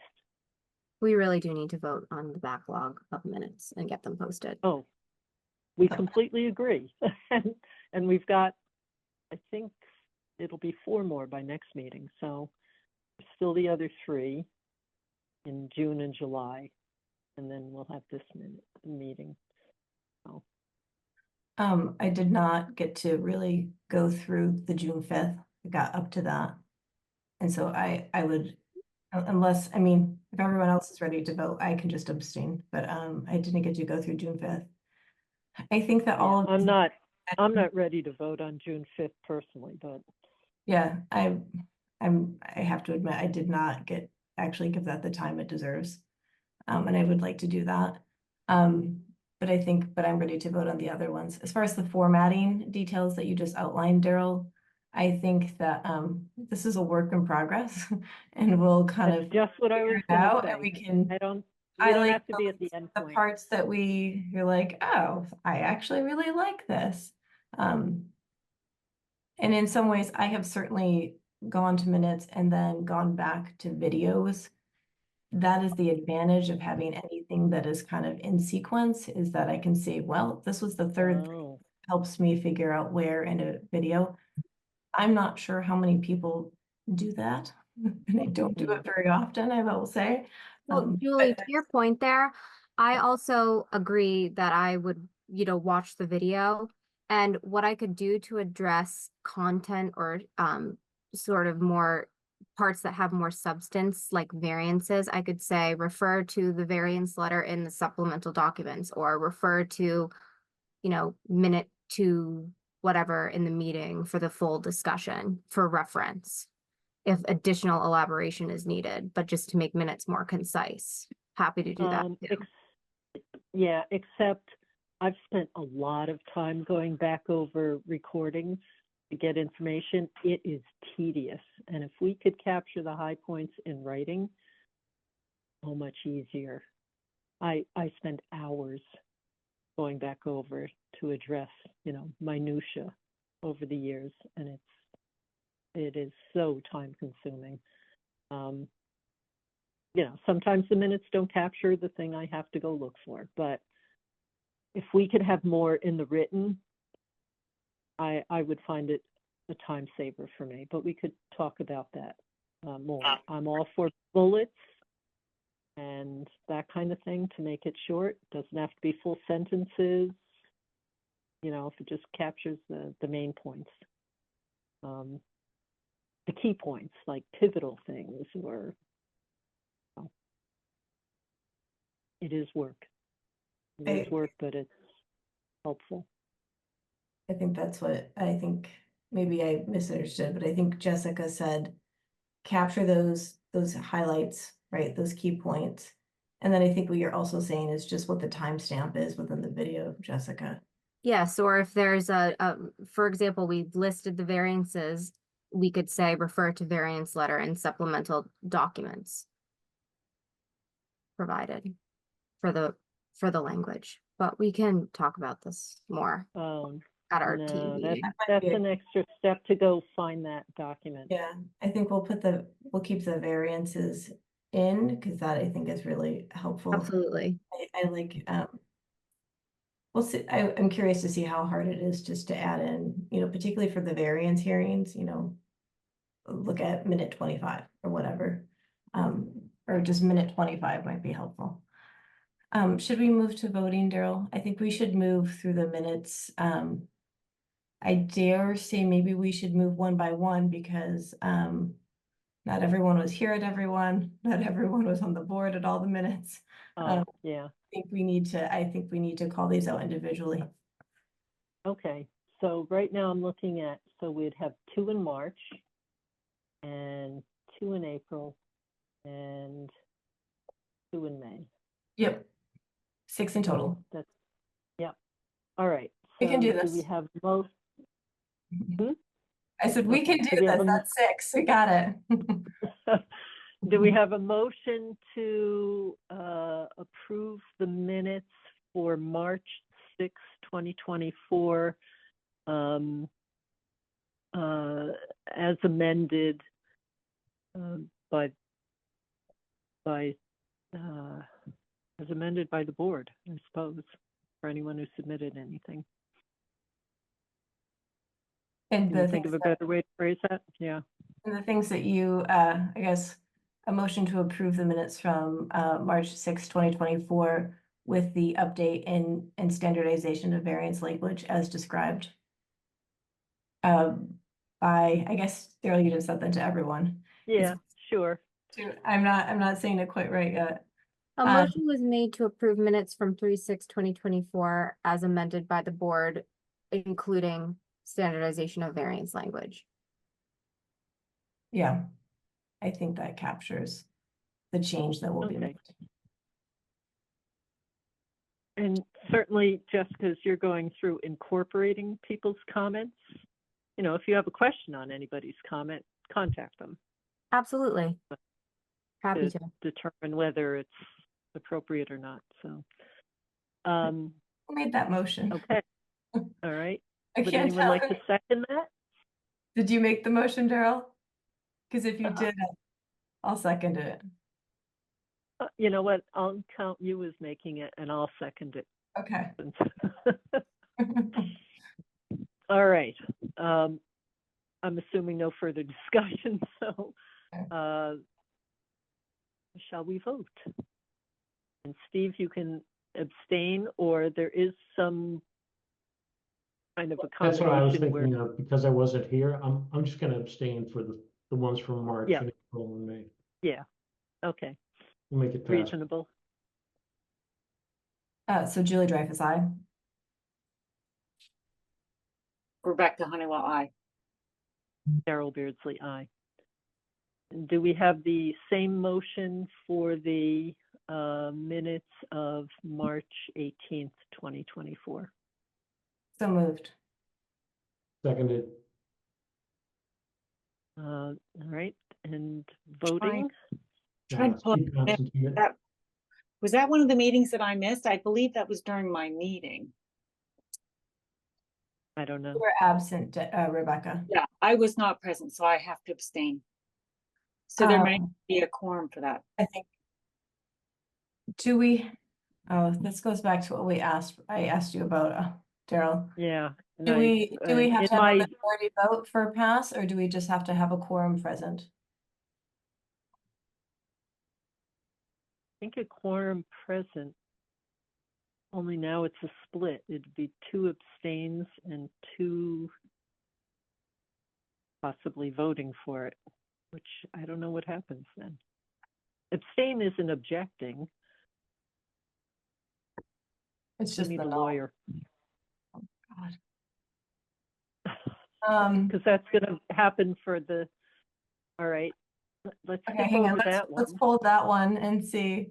Rebecca, you were April present 3rd. April 3rd.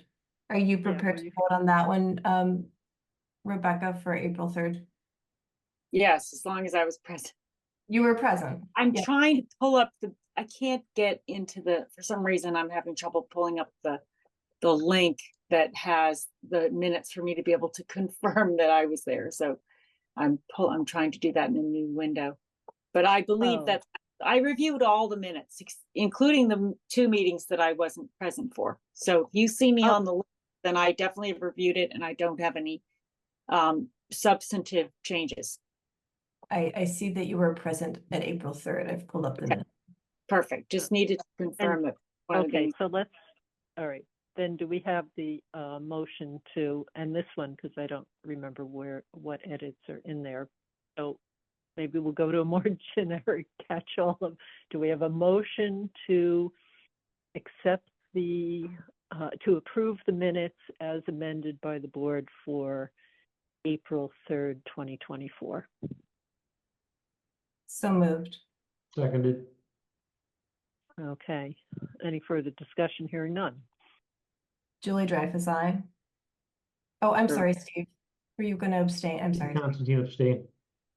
Julie Dreyfus, aye. Rebecca Honeywell, aye. Darrell Beardsley, aye. Do we have a motion to approve the minutes of April 18th, 2024 as amended by the board? So moved. Seconded. Any further discussion? Hearing none. Steve Constantine abstain. Julie Dreyfus, aye. Rebecca Honeywell, aye. Darrell Beardsley, aye. Do we have a motion to approve the minutes of May 1st, 2024 as amended by the board? So moved. Seconded. Any further discussion? Hearing none. Steve Constantine abstain. Julie Dreyfus, aye. Rebecca Honeywell, aye. Darrell Beardsley, aye. Do we have a motion to approve the minutes of May 15th, 2024 as amended by the board? So moved. Seconded. Any further discussion? Hearing none. Steve Constantine abstain. Julie Dreyfus, aye.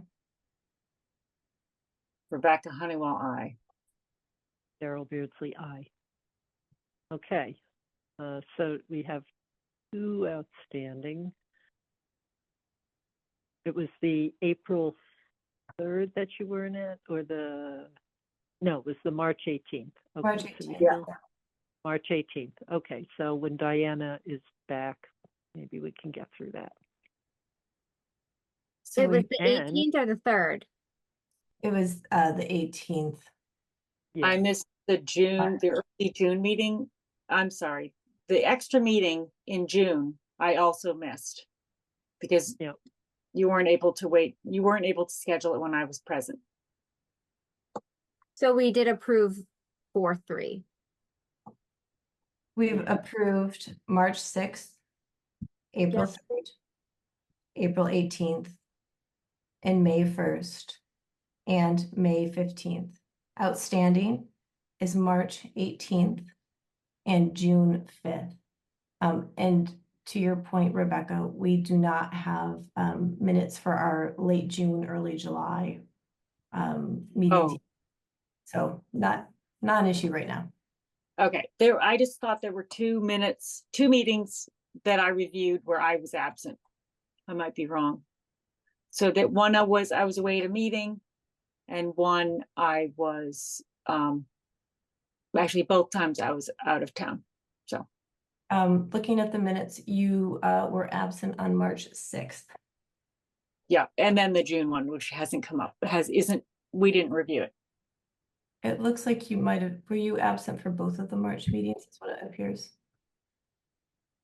I know that I had a meeting in March, and so if there were 2 meetings, I don't think so. I think I was present right before I left. I'm looking here.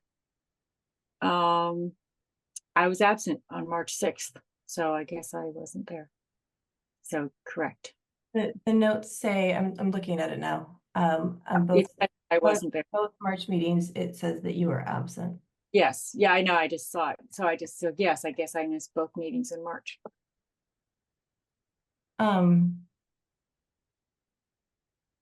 Okay, so we did not vote on the March 18th. So the answer to the question is going to apply to that meeting because I voted. And I guess that wasn't, and that was one of the meetings that I missed. So I shouldn't have voted. I should have abstained. So that the question for a lawyer will apply to this meeting as well. And often they say board members can vote in the spirit of if they feel that the board, met and did their work. So, but it's up to what people are comfortable with, and I will try to confirm somehow with some official. Why don't we do, I mean, are there any lawyers that we could consult with? I don't know of a lawyer. Is there a lawyer on the Board of Selectmen or the planning board?